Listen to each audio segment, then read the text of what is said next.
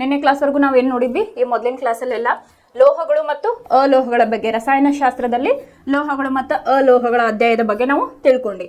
ಇವತ್ತು ನಾವೇನು ಮಾಡೋಣ, ಜೀವಶಾಸ್ತ್ರದ ಭಾಗದಲ್ಲಿ ಅಧ್ಯಾಯ 7 ಯಾವುದು, ಜೀವಿಗಳು ಹೇಗೆ ಸಂತಾನೋತ್ಪತ್ತಿ ನಡೆಸುತ್ತವೆ ಅಂತ ಹೇಳಿ. ಇಲ್ಲಿ ನಾವು ಇದು one of the important chapter ಅಂತಾನೆ ಹೇಳ್ಬೋದು. ಯಾಕಂತಂದ್ರೆ ನಮ್ಮ ದೇಹದೊಳಗೆ ಏನಾಗ್ತತಿ, ಆಮೇಲೆ ಸಂತಾನೋತ್ಪತ್ತಿ ಅಂದ್ರೆ ಏನು, ಅದರ ಇಂಪಾರ್ಟೆನ್ಸ್ ಏನು, ಆಮೇಲೆ ನೆಕ್ಸ್ಟ್ ಚಾಪ್ಟರ್ ಒಳಗೆ ನಾವು ಅದೇ ರೀತಿ ಇದ್ರ ಕಂಟಿನ್ಯೂ ಪಾರ್ಟ್ ಅನುವಂಶೀಯತೆ ಅಂತ ಹೇಳಿ ಕರಿತೀವಿ. ಅದು ಚಾಪ್ಟರ್ ನಿಮಗೆ ಅರ್ಥ ಆಗ್ಬೇಕಂತಂದ್ರೆ ಫಸ್ಟ್ ನಿಮಗೆ ಈ ಚಾಪ್ಟರ್ ಗೊತ್ತಿರಬೇಕು. ಇದ್ರ ಬಗ್ಗೆ ಸ್ವಲ್ಪ ಹಾರ್ಮೋನ್ಸ್ ಬಗ್ಗೆನೂ ನಾವು ಹಿಂದಿನ ಪಾರ್ಟ್ 1 ಒಳಗೆ ಸ್ವಲ್ಪ ಮಟ್ಟಿಗೆ ಕಲ್ತಿದ್ವಿ. ಅದು ಯಾವ ರೀತಿಯಾಗಿ ಸಂತಾನೋತ್ಪತ್ತಿಗೆ ಅಂದ್ರೆ ಪ್ರಾಣಿಗಳಲ್ಲಿ ಅಥವಾ ನಮ್ಮಲ್ಲಿ ಸಂತಾನೋತ್ಪತ್ತಿ ಯಾವ ರೀತಿಯಾಗಿ ನಡೀತೈತಿ ಅಂತ ಹೇಳಿ ನಾವು ಈ ಚಾಪ್ಟರಲ್ಲಿ ಕಲಿತೇವೆ. ಆಮೇಲೆ ಏಕಕೋಶೀಯ ಜೀವಿಗಳಲ್ಲಿ ಯಾವ ರೀತಿ ಇರ್ತೈತಿ, ಆಮೇಲೆ ಪ್ರಾಣಿಗಳಲ್ಲಿ ಯಾವ ರೀತಿ, ಸಸ್ಯಗಳಲ್ಲಿ ಯಾವ ರೀತಿ ಸಂತಾನೋತ್ಪತ್ತಿ ಇರ್ತೈತಿ, ಅದರ ಮಹತ್ವ ಏನು, ಸಂತಾನೋತ್ಪತ್ತಿ ಯಾಕೆ ಬೇಕು ಅಂತ ಹೇಳಿ ಈ ಚಾಪ್ಟರ್ ಒಳಗೆ ಕಲಿತೇವೆ. ಫಸ್ಟಿಗೆ ನಾವು ಈ ಚಾಪ್ಟರಲ್ಲಿ ಏನೇನು ಕಲಿತೇವೆ ಅಂತ ಹೇಳಿ ಕೀ ಪಾಯಿಂಟ್ಸ್ ಅನ್ನ ನೋಡೋಣ. ಫಸ್ಟಿಗೆ ಸಂತಾನೋತ್ಪತ್ತಿ ಹಾಗೂ ಭಿನ್ನತೆಯ ಮಹತ್ವವನ್ನು ನಾವು ಫಸ್ಟಿಗೆ ಕಲಿತೇವೆ. ಅಂದ್ರೆ ಸಂತಾನೋತ್ಪತ್ತಿ ಅಂದ್ರೇನು, ಅದರ ವಿಧಗಳು ಯಾವುವು, ಹಾಗೆ ಭಿನ್ನತೆಯ ಮಹತ್ವ ಅಂದ್ರೆ ಏನಂತ ಹೇಳಿ ಫಸ್ಟ್ ಪಾಯಿಂಟ್ ಕಲಿತೇವೆ. ಇನ್ನು ಸೆಕೆಂಡ್ ಪಾಯಿಂಟ್ ಏನಪ್ಪಾ ಅಂತಂದ್ರೆ ಏಕಕೋಶೀಯ ಜೀವಿಗಳಲ್ಲಿ ಕಂಡು ಬರುವ ಸಂತಾನೋತ್ಪತ್ತಿಯ ವಿಧಗಳು ಯಾವುವು ಅಂತ ಹೇಳಿ ಕಲಿತೇವೆ. ಇನ್ನು ನೆಕ್ಸ್ಟ್ ಪಾಯಿಂಟ್ ಬಂದು ಏಕಕೋಶೀಯ ಜೀವಿಗಳಲ್ಲಿ ಅಲೈಂಗಿಕ ಸಂತಾನೋತ್ಪತ್ತಿ ಆಗ್ತತಿ. ಅದು ಎಷ್ಟು ವಿಧಗಳಲ್ಲಿ ಆಗ್ತತಿ ಅಂತ ಹೇಳಿ ನೋಡ್ತೀವಿ. ಅದು ಯಾವ್ದಾವ್ದಪ್ಪ ಅಂತಂದ್ರೆ ವಿದಳನ ಕ್ರಿಯೆ, ತುಂಡರಿಕೆ, ಪುನರುತ್ಪಾದನೆ, ಮೊಗ್ಗುವಿಕೆ, ಕಾಯಜ ಸಂತಾನೋತ್ಪತ್ತಿ ಮತ್ತು ಬೀಜಕಗಳ ಉತ್ಪಾದನೆ. ಇದನ್ನ ಕ್ಲಾಸ್ ಒಳಗೆ ನಾನು ಇನ್ ಡೀಟೇಲ್ ಆಗಿ ಹೇಳ್ತೇನೆ, ಒಂದೊಂದೊಂದ ಅದ್ರ ಅರ್ಥ ಏನು, ಯಾವ ರೀತಿಯಾಗಿ ಆಗ್ತತಿ, ಎಕ್ಸಾಂಪಲ್ ಕೊಟ್ಟು ನಾನು ಹೇಳ್ತೀನಿ ಇದನ್ನ. ನೆಕ್ಸ್ಟ್ ಹೂ ಬಿಡುವ ಸಸ್ಯಗಳಲ್ಲಿ ಲೈಂಗಿಕ ಸಂತಾನೋತ್ಪತ್ತಿ, ಫ್ಲವರ್ ಪ್ಲಾಂಟ್ಸ್ ಇರ್ತಾವಲ್ಲ ಅದರಲ್ಲಿ ಯಾವ ರೀತಿಯ ಸಂತಾನೋತ್ಪತ್ತಿ ಆಗ್ತತಿ, ಲೈಂಗಿಕ ರೀತಿಯ ಸಂತಾನೋತ್ಪತ್ತಿ ಆಗ್ತತಿ ಅಂತ ಹೇಳಿ ನೋಡ್ತೀವಿ. ಇನ್ನು ನೆಕ್ಸ್ಟ್ ಮನುಷ್ಯರಲ್ಲಿ ಸಂತಾನೋತ್ಪತ್ತಿ, ಗಂಡು ಹೆಣ್ಣು, ಆಮೇಲೆ ಸಂತಾನೋತ್ಪತ್ತಿಯ ವ್ಯೂಹ ರಚನೆ ಅಂತಂದ್ರೆ ಗಂಡಿನಲ್ಲಿರ್ತಕ್ಕಂಥ ಸಂತಾನೋತ್ಪತ್ತಿಯ ಭಾಗ ಆಗಿರ್ಬೋದು, ಹೆಣ್ಣಿನಲ್ಲಿರ್ತಕ್ಕಂಥ ಸಂತಾನೋತ್ಪತ್ತಿಯ ವ್ಯೂಹ ರಚನೆಯನ್ನ ನಾವು ವಿತ್ ಡಯಾಗ್ರಾಮ್ ಇಲ್ಲಿ ಎಕ್ಸ್ಪ್ಲೇನ್ ಮಾಡ್ತೇವೆ. ಆಮೇಲೆ ಅಂಡವು ಫಲಿತಗೊಳ್ಳದಿದ್ದರೆ ಏನಾಗ್ತತಿ, ಆಮೇಲೆ ಅಂಡವು ಫಲಿತಗೊಂಡರೆ ಏನಾಗ್ತತಿ ಅಂತ ಹೇಳಿ ನಾವು ಇಲ್ಲಿ ಕಲಿತೇವೆ. ಇಲ್ಲಿ ಅಂಡಾಣು ಅಥವಾ ವೀರ್ಯಾಣು ಅಂತ ಹೇಳಿ ಬರ್ತಾವ, ಅದ್ರ ಬಗ್ಗೆ ನಾನು ಇನ್ ಡೀಟೇಲ್ ಆಗಿ ಇದ್ರದ್ದು ಕಾನ್ಸೆಪ್ಟ್ ಬಂದಾಗ ಹೇಳ್ತೀನಿ. ಆಮೇಲೆ ಸಂತಾನೋತ್ಪತ್ತಿ ಹಾಗೂ ಆರೋಗ್ಯದ ಬಗ್ಗೆ ಇಲ್ಲಿ ಕಲಿತೀವಿ. ನೆಕ್ಸ್ಟ್ ಲೈಂಗಿಕ ಸಂಪರ್ಕದಿಂದ ಹರಡುವ ರೋಗಗಳು ಯಾವುವು ಅಂತ ಹೇಳೋದ್ರ ಬಗ್ಗೆ ಕಲಿತೀವಿ. ಇನ್ನು ಕೊನೆಯದಾಗಿ ಗರ್ಭ ನಿರೋಧಕ ವಿಧಾನಗಳ ಬಗ್ಗೆ ಇಲ್ಲಿ ಕಲಿತೇವೆ. ಇದಿಷ್ಟು ನಾವು ಯಾವುದು ಜೀವಿಗಳು ಹೇಗೆ ಸಂತಾನೋತ್ಪತ್ತಿ ನಡೆಸುತ್ತವೆ ಅಂತ ಹೇಳಿ ಈ ಚಾಪ್ಟರ್ ಅಲ್ಲಿ ನಾವು ಕಲಿತೇವೆ. ಈಗ ಮೊದಲನೇದಾಗಿ ಸಂತಾನೋತ್ಪತ್ತಿ ಅಂದ್ರೇನು, ಅದು ಅದರ ಇಂಪಾರ್ಟೆನ್ಸ್ ಏನಂತ ಹೇಳಿ ಈಗ ನೋಡೋಣ. ಇಲ್ಲಿ ಮೊದಲನೇದಾಗಿ ಸಂತಾನೋತ್ಪತ್ತಿ ಅಂದ್ರೇನು, ಒಂದು ಜೀವಿಗೆ ನಾವಿಲ್ಲಿ ಜನ್ಮ ಕೊಡ್ತಕ್ಕಂಥ ಹೊಸ ಪ್ರಭೇದವನ್ನು ಸೃಷ್ಟಿ ಮಾಡೋದಕ್ಕೆ ನಾವೇನಂತ ಹೇಳಿ ಸಂತಾನೋತ್ಪತ್ತಿ ಅಂತ ಹೇಳಿ ಕರಿತೀವಿ. ಈಗ ನಾವು ಜೀವಶಾಸ್ತ್ರದೊಳಗೆ ಫಸ್ಟ್ ನಿಮ್ದು ಇದು ಬರ್ತೈತಲ್ಲ ಬುಕ್ ಒಳಗಡೆ ಪಾರ್ಟ್ 1 ಅಲ್ಲಿ ನಾವು ಒಂದಿಷ್ಟು ಆರ್ಗನ್ಸ್ ಬಗ್ಗೆ ಸ್ಟಡಿ ಮಾಡಿದ್ವಿ. ಅಲ್ಲೇನು ಒಂದು ಜೀವಿ ಉಳಿವಿಗಾಗಿ ಏನ್ ಮಾಡ್ಬೇಕು, ಪೋಷಣೆ ಆಗ್ತತಿ, ಸಾಗಾಣಿಕೆ ಆಗ್ತತಿ, ವಿಸರ್ಜನೆ ಆಗ್ತತಿ. ಇದೆಲ್ಲ ಆದ್ರೂ ಸಂತಾನೋತ್ಪತ್ತಿ ನಮಗೆ ನೆಸೆಸಿಟಿ ಐತೆ ಅಂತ ಹೇಳಿ ಒಂದು ಕ್ವಶನ್ ಬರ್ತೈತಿ. ಈಗ ಒಂದು ಸ್ಟೋರಿ ಹೇಳ್ಬೇಕಂತಂದ್ರೆ, ಈಗ ಒಂದು ಜೀವಿ ತನ್ನ ಪ್ರಭೇದವನ್ನ ಮುಂದುವರಿಸ್ಬೇಕಂತಂದ್ರ ಸಂತಾನೋತ್ಪತ್ತಿ ಆಗತ್ತೆ. ಈಗ ನಮ್ಮ ಭೂಮಿ ಮೇಲೆ ಇರ್ತಕ್ಕಂಥ ಜೀವಿಗಳಿಗೆ ಇದೆ ಅಂತಂದ್ರ ಹೊಸದಾದಂತಹ ಪ್ರಭೇದವನ್ನ ಇಲ್ಲಿ ಸೃಷ್ಟಿ ಮಾಡಲು ಏನ್ ಬೇಕು, ಸಂತಾನೋತ್ಪತ್ತಿ ಬೇಕು. ಈಗ ಅದ್ರ ಇಂಪಾರ್ಟೆನ್ಸ್ ಏನು ಅಂತ ಹೇಳೋದಾದ್ರೆ, ಈಗ ಒಂದೊಂದು ಆರ್ಗನ್ಸ್ ಬಗ್ಗೆ ಹೇಳಿದ್ವಿ.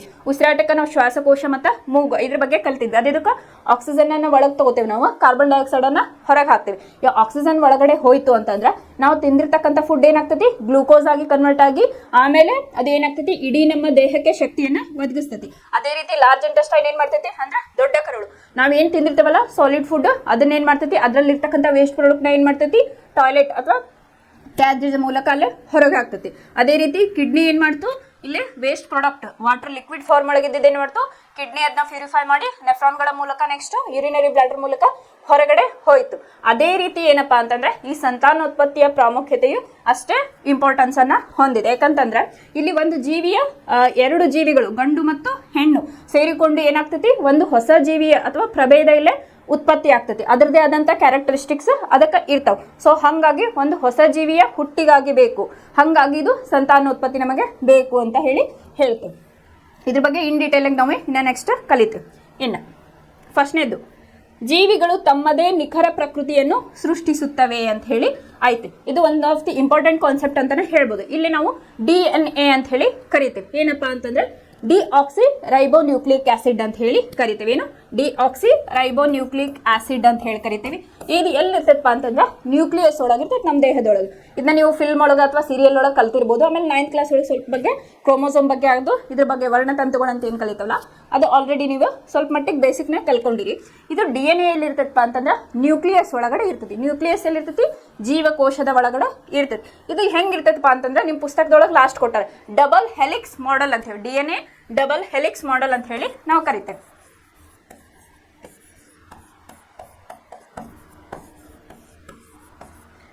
ಇದಕ್ಕೇನಂತೀವಿ?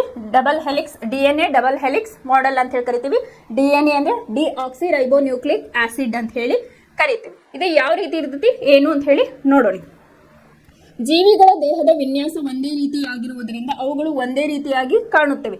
ದೇಹದ ವಿನ್ಯಾಸ ಒಂದೇ ರೀತಿಯಾಗಿರಬೇಕಂದ್ರೆ ಈ ವಿನ್ಯಾಸಗಳ ನೀಲನಕ್ಷೆಗಳು ಒಂದೇ ರೀತಿಯಾಗಿ ಇರಬೇಕು. ಇಲ್ಲೇ DNA ನ ಎದಕ್ಕೆ ಕಂಪೇರ್ ಮಾಡ್ಯಾರಪ್ಪ ಅಂತಂದ್ರೆ ನೀಲನಕ್ಷೆ, ನಮ್ಮ ದೇಹದ ನೀಲನಕ್ಷೆ ಅಂತ ಹೇಳಿ ನಾವು ಕರಿತೇವೆ. ಈಗ ಇದ್ರೊಳಗೆ ಸೀರಿಯಲ್ ಒಳಗೆ DNA ಟೆಸ್ಟ್ ಅಂತಿರ್ತಲ್ಲ, ಯಾವ ಒಂದು ಮಗು ಯಾವುದೋ ಒಂದು ಪ್ರಭೇದ ಯಾರಿಗೆ ಸಂಬಂಧಪಟ್ಟಿದ್ದು ಅಂತೇಳಿ ಫೈಂಡ್ ಔಟ್ ಮಾಡೋದು ಅದರಿಂದ DNA ಕ್ರೋಮೋಸೋಮ್ ವರ್ಣತಂತುಗಳು ಅಂತ ಹೇಳಿ ಬರ್ತಾವ. ಅದರ ಆಧಾರದ ಮೇಲೆ ಗೊತ್ತಾಗ್ತಾ ಇರ್ತೈತಿ ಅಂತ ಹೇಳಿ. ಇದಕ್ಕೆ ನಾವು ಏನಂತೇವೆ? DNA ಗೆ ನಮ್ಮ ದೇಹದ ಒಂದು ನೀಲನಕ್ಷೆ. ಪ್ರತಿಯೊಂದು ಜೀವಿಯ ಮನುಷ್ಯರಲ್ಲಿ ಇದು ಒಂದು ನೀಲನಕ್ಷೆ ಅಂತ ಹೇಳಿ ನಾವು ಕರಿತೇವೆ. ಹೀಗೆ ಸಂತಾನೋತ್ಪತ್ತಿಯು ಅದರ ಅತ್ಯಂತ ಮೂಲಭೂತ ಹಂತದಲ್ಲಿ ದೇಹ ವಿನ್ಯಾಸದ ನೀಲನಕ್ಷೆಗಳ ಪ್ರತಿಗಳ ನಿರ್ಮಾಣದಲ್ಲಿ ಭಾಗಿಯಾಗುವುದಾಗಿದೆ. ತಂದೆ ತಾಯಿಗಳಿಂದ ಮುಂದಿನ ಪೀಳಿಗೆಯು ಗುಣಗಳನ್ನು ಗಳಿಸಲು ಬೇಕಾದ ಮಾಹಿತಿಯನ್ನು ಒಂದು ಜೀವಕೋಶದ ನ್ಯೂಕ್ಲಿಯಸ್ನಲ್ಲಿರುವ ಕ್ರೋಮೋಸೋಮ್ಗಳು DNA ಡಿಆಕ್ಸಿ ರೈಬೋನ್ಯೂಕ್ಲಿಕ್ ಆಮ್ಲ ಅಣುಗಳ ರೂಪದಲ್ಲಿ ಹೊಂದಿರುತ್ತವೆ ಎಂಬುದನ್ನು ನಾವು 9ನೇ ತರಗತಿಯಲ್ಲಿ ಕಲಿತಿದ್ದೇವೆ. ಅಂದ್ರೆ ಇದೆಲ್ಲ ಏನ್ ಹೇಳತ್ತವಲ್ಲ ಇದು ಬೇಸಿಕ್ ವರ್ಣತಂತುಗಳು ಅಂತ ಹೇಳಿ ನಾವು ಕರಿತೇವೆ. ಕ್ರೋಮೋಸೋಮ್ಗೆ ಏನಂತೀವಿ? ವರ್ಣತಂತುಗಳು ಅಂತ ಹೇಳಿ ಕರಿತೀವಿ. ಅವು ಎಷ್ಟು ಪೇರ್ ಇರ್ತಾವ ಅದರಿಂದ ಅದು ಕರೆಕ್ಟ್ ಇದ್ರೆ ಏನಾಗ್ತತಿ, ಅದರಿಂದ ಬರ್ತಕ್ಕಂಥ ಡಿಸಾರ್ಡರ್ ಏನಪ್ಪಾ ಅಂತ ಹೇಳಿ ನಾವು ನೆಕ್ಸ್ಟ್ ಕಲಿತೇವೆ. ಇದ್ರ ಅನುವಂಶೀಯತೆ ಒಳಗಡೆ ಇದ್ರ ಬಗ್ಗೆ ಬರ್ತೈತಿ. ಜೀವಕೋಶದ ನ್ಯೂಕ್ಲಿಯಸ್ನಲ್ಲಿರುವ DNA ಪ್ರೋಟೀನ್ಗಳನ್ನು ಸಂಶ್ಲೇಷಿಸುವ ಮಾಹಿತಿಯ ಆಕರವಾಗಿದೆ. ಒಂದು ವೇಳೆ ಮಾಹಿತಿ ಬದಲಾದರೆ ವಿಭಿನ್ನ ಪ್ರೋಟೀನ್ಗಳು ಸಂಶ್ಲೇಷಿಸಲ್ಪಟ್ಟು ಅಂತಿಮವಾಗಿ ಬದಲಾದ ದೇಹ ವಿನ್ಯಾಸಗಳಿಗೆ ಕಾರಣವಾಗುತ್ತದೆ ಅಂತ ಹೇಳಿ.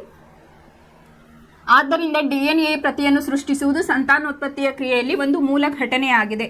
ಅಂದ್ರೆ DNA ಈಗ ಒಂದು ಗಂಡು ಹೆಣ್ಣು ಸೇರ್ತಪ್ಪ ಅಂತಂದ್ರೆ ಏನಾಗ್ತಿರ್ತೈತಿ ಅಂತಂದ್ರೆ ಮಗುವಿಗೆ ಯಾವ ರೀತಿ DNA ಟ್ರಾನ್ಸ್ಫರ್ ಆಗ್ತೈತಿ ಅಂತಂದ್ರೆ ಇಲ್ಲೇ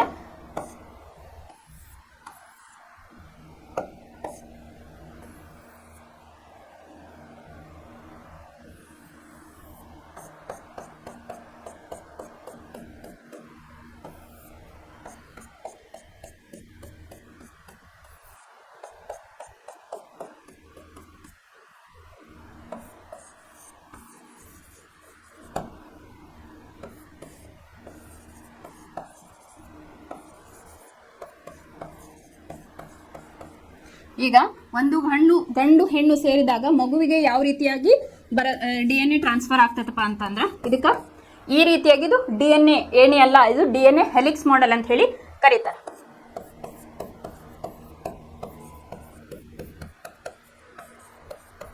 ಇಲ್ಲಿ ಏನಾಗ್ತದಪ್ಪ ಅಂತಂದ್ರೆ ಸಂತಾನೋತ್ಪತ್ತಿ ನಡೆದಾಗ ಅಂಡಾಣು ಮತ್ತು ವೀರ್ಯಾಣು ಕೂಡಿದಾಗ ಏನಾಗ್ತದಪ್ಪ ಅಂತಂದ್ರೆ ಈ ರೀತಿಯಾಗಿ DNA ಅಂದ್ರೆ ಈ ರೀತಿಯಾಗಿ ಇರ್ತದಲ್ಲ, ಅರ್ಧ ತಂದೆಯಿಂದ ಅರ್ಧ ತಾಯಿಯಿಂದ ಸೇರ್ಕೊಂಡು ಮಗುವಿಗೆ ಏನಾಗ್ತೈತಿ ಈ ರೀತಿಯಾದ DNA ಇಲ್ಲಿ ಹೆಲಿಕ್ಸ್ ಮಾಡೆಲ್ ಅಂತ ಹೇಳಿ ಕ್ಯಾರೆಕ್ಟರಿಸ್ಟಿಕ್ ಬರ್ತಾವ. ಇಲ್ಲಿ ಈಗ ಕೆಲವೊಂದು ಎಕ್ಸಾಂಪಲ್ ಹೇಳ್ತೀನಿ. ಇದು ಚಿತ್ರ ನೋಡಿ, ಇದು DNA ಹೆಲಿಕ್ಸ್ ಮಾಡೆಲ್ ಅಂತಾರ. ಇದು ಎಕ್ಸಾಂಪಲ್ ಕೊಟ್ಟೇನಿ. ತಂದೆಯಿಂದ ಬಂದಿರತಕ್ಕಂಥದ್ದು, ಇದು ತಾಯಿಯಿಂದ, ಎರಡೂ ಸೇರಿದಾಗ ಏನಾಗ್ತೈತಿ ಈ ರೀತಿಯಾದ ಒಂದು DNA ಫಾರ್ಮ್ ಆಗ್ತೈತಿ. ಒಂದು ಎಕ್ಸಾಂಪಲ್, ಈಗ ತಂದೆಗೆ ಬೆಕ್ಕಿನ ತರಹದ ಕಣ್ಣುಗಳಿರ್ತಾವ,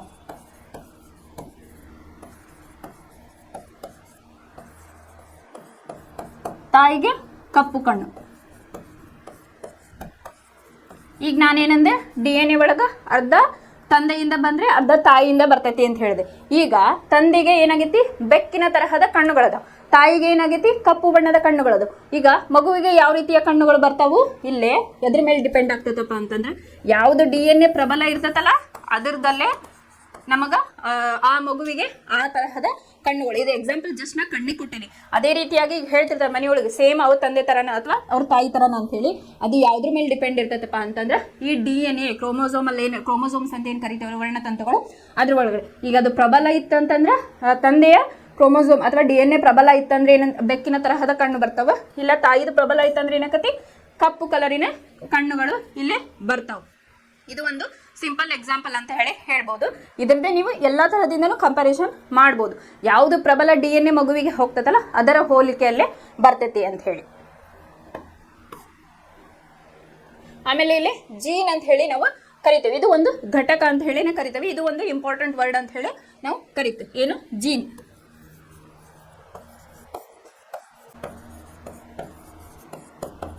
ಇದು ಜೀನ್ ಅಂದ್ರೆ ಏನಪ್ಪಾ ಅಂತಂದ್ರೆ ಇಲ್ಲಿ DNA ಡಿಆಕ್ಸಿರೈಬೋನ್ಯೂಕ್ಲಿಕ್ ಆಸಿಡ್ ಏನಂದ್ರೆ DNA ಒಂದು ಭಾಗವಾಗಿದ್ದು ದೇಹದ ಯಾವುದೇ ಭಾಗವನ್ನ ಹೊಂದುವಂತಹ ದೇಹದ ಯಾವುದೇ ಭಾಗವನ್ನು ಹೊಂದಿರತಕ್ಕಂಥ ಅಣುಗಳ ಒಂದು ಭಾಗ.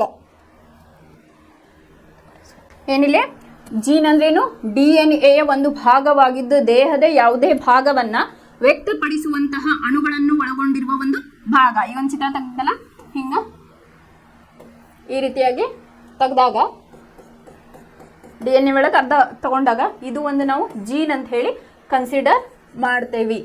ಇದು ಜೀನ್ ಅಂದ್ರೇನು ಈಗ ನಾರ್ಮಲಿ ಹೇಳ್ತಿರ್ತಾರೆ ಇದು ಸೇಮ್ ಅವ್ರ ತಂದೆಯ ಜೀನ್ಸ ಬಂದೈತಿಕಿಗೆ ಅಂತ ಹೇಳಿ. ಅಂತಂದ್ರೆ ಇದು ಏನಾಗ್ತೈತಿ ಯಾವುದು ಪ್ರಬಲ ಇರ್ತೈತಲ್ಲ ಅದು ಒಂದು ಕ್ಯಾರೆಕ್ಟರಿಸ್ಟಿಕ್ ಮಗುವಿಗೆ ಬಂದಿರ್ತೈತಿ. ಇದು ಒಂದು ಇಂಪಾರ್ಟೆಂಟ್ ಪದ ಅಂತ ಹೇಳ್ಬೋದು. ಜೀನ್ ಅಂದ್ರೇನು DNA ಒಂದು ಭಾಗವಾಗಿದ್ದು ದೇಹದ ಯಾವುದೇ ಭಾಗವನ್ನು ವ್ಯಕ್ತಪಡಿಸುವಂತಹ ಅಣುಗಳಿಂದ ಒಳಗೊಂಡಿರ್ತಕ್ಕಂಥ ಒಂದು ಭಾಗವನ್ನ ನಾವೇನಂತ ಕರಿತೀವಿ ಜೀನ್ ಅಂತ ಹೇಳಿ ಕರಿತೀವಿ.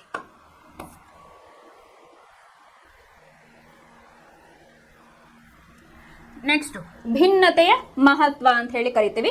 ಅದು ಒಂದೆರಡು ಪಾಯಿಂಟ್ಸ್ ಏನಂತ ಹೇಳಿ ನೋಡೋಣ. ಈಗ ಸಂತಾನೋತ್ಪತ್ತಿ ಯಾಕೆ ಬೇಕು ಅಂತ ಹೇಳಿ ಕ್ವಶನ್ ಐತಿ. ಯಾಕೆ ಬೇಕಪ್ಪ ಅಂತಂದ್ರೆ ಈಗ ಒಂದು ಸ್ಟೋರಿ ಹೇಳ್ತೇನೆ. ಏನಪ್ಪಾ ಅಂತಂದ್ರೆ ಹಿಂದ ಡೈನೋಸಾರ್ ಅಂತ ಹೇಳಿ ಇದ್ವು.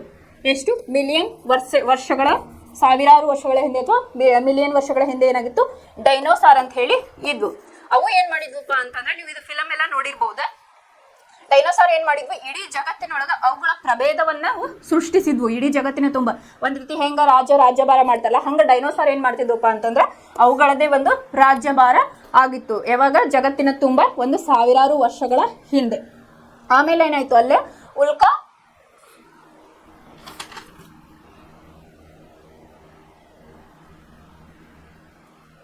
ಆಮೇಲೆ ಅದು ಏನು ಸಟ್ಟಿನ ಇದು ಆದ್ಮೇಲೆ ಉಲ್ಕಾಪಾತ ಅಂತ ಹೇಳಿ ನಾವು ಕರೀತೀವಿ. ಏನಾಯ್ತು ಇವೇನು ರಾಜ್ಯಭಾರ ಮಾಡ್ತಿರ್ತಾವಲ್ಲ ಭೂಮಿಯ ಮೇಲೆ ಏನಾಯ್ತು ಉಲ್ಕಾಪಾತ ಅಂತ ಹೇಳಿ ನಾವು ಕರಿತೇವೆ.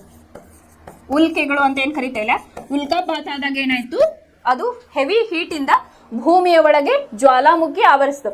ಜ್ವಾಲಾಮುಖಿ ಆವರಿಸಿದಾಗ ಏನಾಯ್ತಪ್ಪ ಅಂತಂದ್ರೆ ಅಲ್ಲಿ ಒಂದಿಷ್ಟು ಕಾರ್ಬನ್ ಡೈಆಕ್ಸೈಡ್ ಸಲ್ಫರ್ ಡೈಆಕ್ಸೈಡ್ ಅಲ್ಲಿ ಬಿಡುಗಡೆ ಆಗ್ತಾವ. ಆ ಬಿಡುಗಡೆ ಆದಾಗ ಏನಾಗ್ತತಿ ಈ ಡೈನೋಸಾರ್ ಸಂತಾನೋತ್ಪತ್ತಿ ಏನೈತಲ್ಲ ಇದು ನಶಿಸಿ ಹೋಯ್ತು. ಕಂಪ್ಲೀಟ್ ಆಗಿ ಏನಾಗ್ಬಿಡ್ತು ನಶಿಸಿ ಹೋಯ್ತು. ಅದಾದ್ಮೇಲೆ ಏನಾಯ್ತು ಇಲ್ಲಿ ಆಮ್ಲ ಮಳೆ ಅಂತ ಹೇಳಿ ಆಯ್ತು.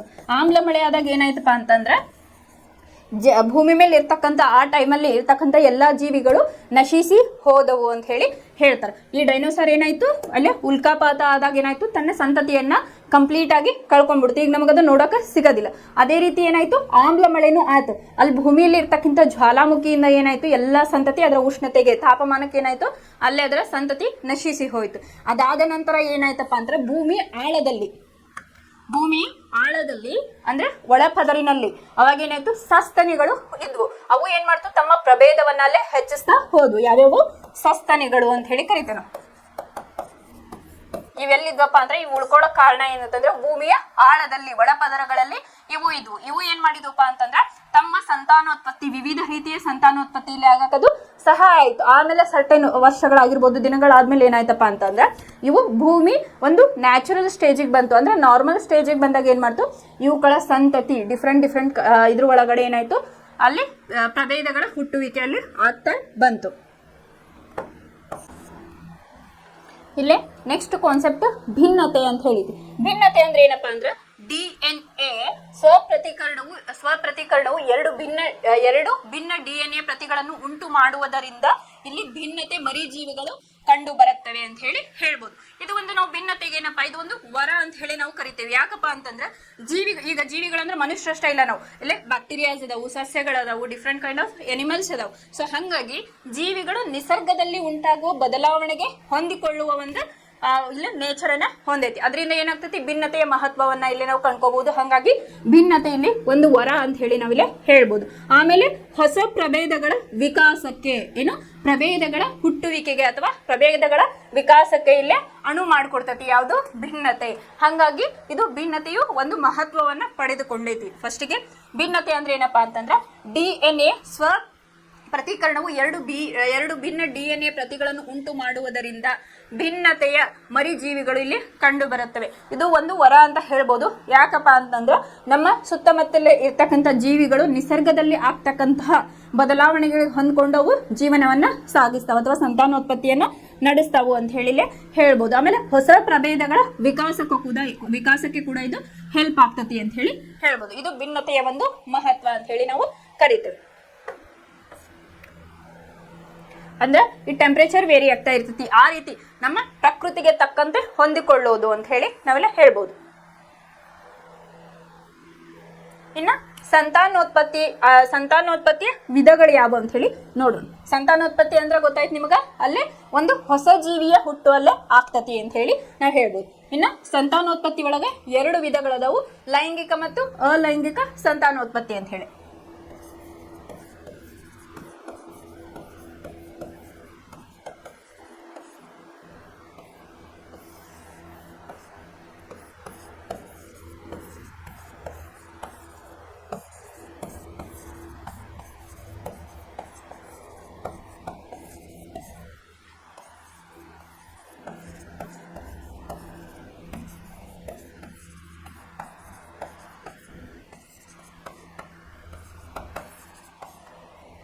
ಇಲ್ಲಿ ಸಂತಾನೋತ್ಪತ್ತಿ ಅಂದ್ರೆ ಅದಾಯ್ತು. ಸಂತಾನೋತ್ಪತ್ತಿ ಒಳಗೆ 2 ವಿಧಗಳಿದೆ. ಯಾವ, ಲೈಂಗಿಕ ಸಂತಾನೋತ್ಪತ್ತಿ ಮತ್ತೆ ಅಲೈಂಗಿಕ ಸಂತಾನೋತ್ಪತ್ತಿ ಅಂತ ಹೇಳಿ ಕರಿತೇವೆ. ಈ ಅಲೈಂಗಿಕ ಸಂತಾನೋತ್ಪತ್ತಿ ಈಗ ನಾವು ಎಕ್ಸಾಂಪಲ್ ಏಕಕೋಶೀಯ ಜೀವಿಗಳಲ್ಲಿ ನಡೀತೈತೆ ಅಂತ ಹೇಳಿ ತಗೋಬಹುದು. ಇನ್ನು ಲೈಂಗಿಕ ಮನುಷ್ಯರಲ್ಲಿ ಅಂತ ಹೇಳಿ ತಗೋಬಹುದು, ಮತ್ತೆ ಸಸ್ಯಗಳಲ್ಲಿನೂ ಕೂಡ ನಾವು ತಗೋಬಹುದು. ಫಸ್ಟಿಗೆ ನೀವು ಅಲೈಂಗಿಕ ಕಲಿಯೋದಕ್ಕಿಂತ ಮುಂಚೆ ಫಸ್ಟ್ ಲೈಂಗಿಕ ಸಂತಾನೋತ್ಪತ್ತಿ ಯಾವಾಗ ಹೆಂಗ್ ನಡೀತೈತಿ ಅದು ಅಂದ್ರೆ ಏನು ಅಂತ ಹೇಳಿ, ಲೈಂಗಿಕ ಅಲೈಂಗಿಕ ಸಂತಾನೋತ್ಪತ್ತಿ ಅಂದ್ರೆ ಏನು ಫಸ್ಟ್ ತಿಳ್ಕೊಳ್ಳೋಣ. ಇಲ್ಲಿ ಫಸ್ಟ್ ಲೈಂಗಿಕ ಸಂತಾನೋತ್ಪತ್ತಿ ಅಂದ್ರೇನು, ಅಲೈಂಗಿಕ ಸಂತಾನೋತ್ಪತ್ತಿ ಅಂದ್ರೆ ಏನು ಅಂತ ಹೇಳಿ ತಿಳ್ಕೊಳ್ಳಿ. ಇನ್ನು ಲೈಂಗಿಕ ಅಂದ್ರೇನು ಇದು ಗೊತ್ತಿರೋದ, 2 ಜೀವಿಗಳು ಅಂದರೆ ಹೆಣ್ಣು ಮತ್ತು ಗಂಡು ಅಂದ್ರೆ ಡಿಫ್ರೆಂಟ್ ಗಂಡು ಮತ್ತು ಹೆಣ್ಣು ಸೇರ್ಕೊಂಡು ಒಳಗೊಳ್ಳುವಿಕೆಯಿಂದ ಏನಾಗ್ತತಿ, ಒಂದು ಹೊಸ ಜೀವಿಯ ಸೃಷ್ಟಿ ಆಗ್ತತಿ ಅಂತ ಹೇಳಿ ಅದಕ್ಕೆ ನಾವೇನಂತೀವಿ ಲೈಂಗಿಕ ಸಂತಾನೋತ್ಪತ್ತಿ. ಏನಪ್ಪ ಲೈಂಗಿಕ ಸಂತಾನೋತ್ಪತ್ತಿ ಅಂದ್ರೆ 2 ಜೀವಿಗಳು ಅಂದರೆ ಗಂಡು ಮತ್ತು ಹೆಣ್ಣು ಜೀವಿಗಳು ಒಳಗೊಳ್ಳುವಿಕೆಯಿಂದ ಹೊಸ ಜೀವಿ ಸೃಷ್ಟಿ ಆಗೋದಕ್ಕೆ ನಾವೇನಂತೀವಿ ಇಲ್ಲಿ ಲೈಂಗಿಕ ಸಂತಾನೋತ್ಪತ್ತಿ ಅಂತ ಹೇಳಿ ಕರೀತೇವೆ. ಅಲೈಂಗಿಕ ಅಂತಂದ್ರೇನು, ಒಂದೇ ಜೀವಿ ಒಳಗೊಳ್ಳುವಿಕೆಯಿಂದ ಉಂಟಾಗುವ ಹೊಸ ಜೀವಿಯ ಸೃಷ್ಟಿ. ಇಲ್ಲೇನಾಗ್ತತಿ, ಇಲ್ಲೇ ನಮ್ಮ ಇದ್ರೊಳಗೆ ಹೆಂಗಪ್ಪ ಅಂತಂದ್ರೆ ಅಲೈಂಗಿಕ ಸಂತಾನೋತ್ಪತ್ತಿಗೆ ಜಾಸ್ತಿ ಇಂಪಾರ್ಟೆನ್ಸ್ ಇಲ್ಲ, ಮೋಸ್ಟ್ ಪ್ರಾಬಬ್ಲಿ ಇಲ್ಲ. ಯಾಕಪ್ಪ ಅಂತಂದ್ರೆ ಇಲ್ಲಿ ಈಗ ಫಾರ್ ಎಕ್ಸಾಂಪಲ್ ಅಮೀಬಾನ ನಾವು ಎಷ್ಟೋ ವರ್ಷಗಳಿಂದ ಕೇಳ್ತಾ ಇದ್ವಿ ಹೆಸರು, ಅದ್ರದ್ದು ಏನಾದ್ರು ಶೇಪ್ ಚೇಂಜ್ ಆಗೈತೆ ಇಲ್ಲ, ಅದಕ್ಕೆ ಏನಂತೇನು ಶೇಪ್ಲೆಸ್, ಅದು ಒಂದು ಆಕಾರವಿಲ್ಲದ ಪ್ರಾಣಿ ಅಂತನ ಕರಿತೇವೆ, ಮೈಕ್ರೋಸ್ಕೋಪಿಕ್ ಪ್ರಾಣಿ ಅಂತನ ಕರಿತೇವೆ. ಬಟ್ ಲೈಂಗಿಕ ಸಂತಾನೋತ್ಪತ್ತಿ ಅಂತಂದ್ರೆ ಏನಾಗ್ತೈತಿ, ಇಲ್ಲಿ ಡಿಫ್ರೆಂಟ್ ಜೀನ್ಸ್ ಇಲ್ಲೇ ಸೇರ್ಕೊಂಡು ಅಂದ್ರೆ ಗಂಡು ಮತ್ತು ಹೆಣ್ಣು ಇಲ್ಲೇ ಸೇರ್ಕೊಂಡು, ಅದು ಪ್ರಾಣಿಗಳಲ್ಲಾಗಿರ್ಬೋದು ಮನುಷ್ಯರಲ್ಲಿ ಆಗಿರ್ಬೋದು, ಅದರದೇ ಆದಂತ ಪ್ರಭೇದ ಇಲ್ಲೇ ಹುಡ್ತಾ ಹೋಗ್ತಾವೆ, ಅದರದೇ ಆದಂತ ಕ್ಯಾರೆಕ್ಟರಿಸ್ಟಿಕ್ ಅಲ್ಲೇ ಬರ್ತಾ ಹೋಗ್ತವೆ. ಹಾಗಾಗಿ ಇಲ್ಲಿ ಲೈಂಗಿಕ ಸಂತಾನೋತ್ಪತ್ತಿಗೆ ಹೆಚ್ಚಿನ ಒಂದು ಮಹತ್ವ ಇದೆ. ಈಗ ಫಸ್ಟಿಗೆ ಲೈಂಗಿಕ ಸಂತಾನೋತ್ಪತ್ತಿ ಯಾವ ಹಂತದಲ್ಲಿ ಒಂದು ಹೆಣ್ಣು ಅಥವಾ ಗಂಡು ರೆಡಿ ಇರ್ತಾರೆ ಅಂತ ಹೇಳಿ ನೋಡು.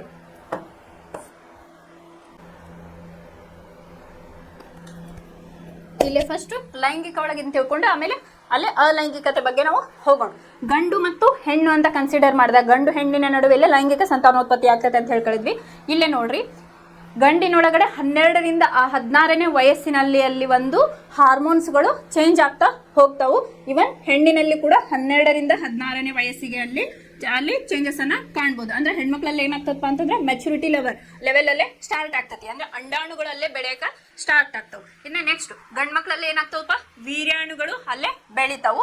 ಆಮೇಲೆ ಹೆಣ್ಮಕ್ಳಲ್ಲಿ ಅಂಡಾಣುಗಳಲ್ಲೇ ಬೆಳಿತಾವ ಅಂತ ಹೇಳಿ ಕರಿತೀವಿ. ಇದಕ್ಕೆ ನಾವು ಎರಡಕ್ಕೂ ಜೀವಕೋಶಗಳು ಇವು. ಈಗ ನಮ್ಮ ತಲೆಯಲ್ಲಿ ಈಗ ಮುಖದಲ್ಲಿ ಹೆಂಗ ಕೋಟ್ಯಾನುಗಟ್ಟಲೆ ಜೀವಕೋಶಗಳದಲ್ಲ, ಅದೇ ರೀತಿ ಇವು ಕೂಡ ಜೀವಕೋಶಗಳು. ಬಟ್ ಇವು ಏನು ಇದ್ರ ವಿಶೇಷತೆ ಏನಪ್ಪಾ ಅಂತಂದ್ರೆ ಸಂತಾನೋತ್ಪತ್ತಿಯನ್ನ ಕೊಡುವಂತಹ ಜೀವಕೋಶಗಳು. ಇವು ಎಲ್ಲಕ್ಕಿಂತ ಹೆಚ್ಚು ಪ್ರಾಮುಖ್ಯತೆಯನ್ನ ಹೊಂದಿದಾವು ಅಂತ ಹೇಳಿ ಹೇಳ್ತೇವೆ.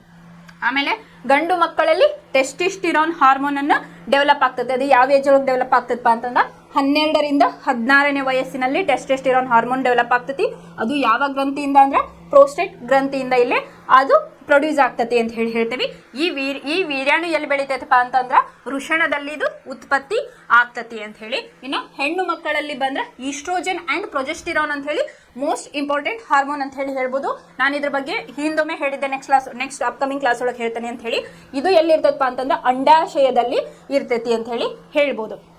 ಆಮೇಲೆ ಈ 12ರಿಂದ 16ನೇ ವಯಸ್ಸಿಗೆ ಹುಡುಗರಲ್ಲೇ ಆಯ್ತು ಹುಡುಗಿಯರಲ್ಲಾಯ್ತು ಏನೋ ಚೇಂಜಸ್ ಅನ್ನ ನಾವು ಕಾಣ್ತೇವೆ. ಯಾವ ರೀತಿಯಾಗಿ ಅಂತ ಹೇಳಿದ್ರೆ ಗಂಡು ಮಕ್ಕಳಲ್ಲಿ ತೆಗೆದುಕೊಂಡ್ವಿ ಅಂತಂದ್ರೆ ಫಸ್ಟಿಗೆ ನಾವು ಸಣ್ಣ ಮಕ್ಕಳಿದ್ದಾಗ ನೋಡ್ರಿ ಹುಡುಗರ ವಾಯ್ಸ್ ಏನಿರ್ತೈತಿ ಸಾಫ್ಟ್, ಅಂದ್ರೆ ಹುಡುಗ ಹುಡುಗಿ ಅಷ್ಟು ಡಿಫ್ರೆನ್ಸ್ ಗೊತ್ತಾಗಲ್ಲ ನಮ್ಗೆ ವಾಯ್ಸ್, ಯಾಕಂದ್ರೆ ಸಾಫ್ಟ್ ಇರ್ತೈತಿ.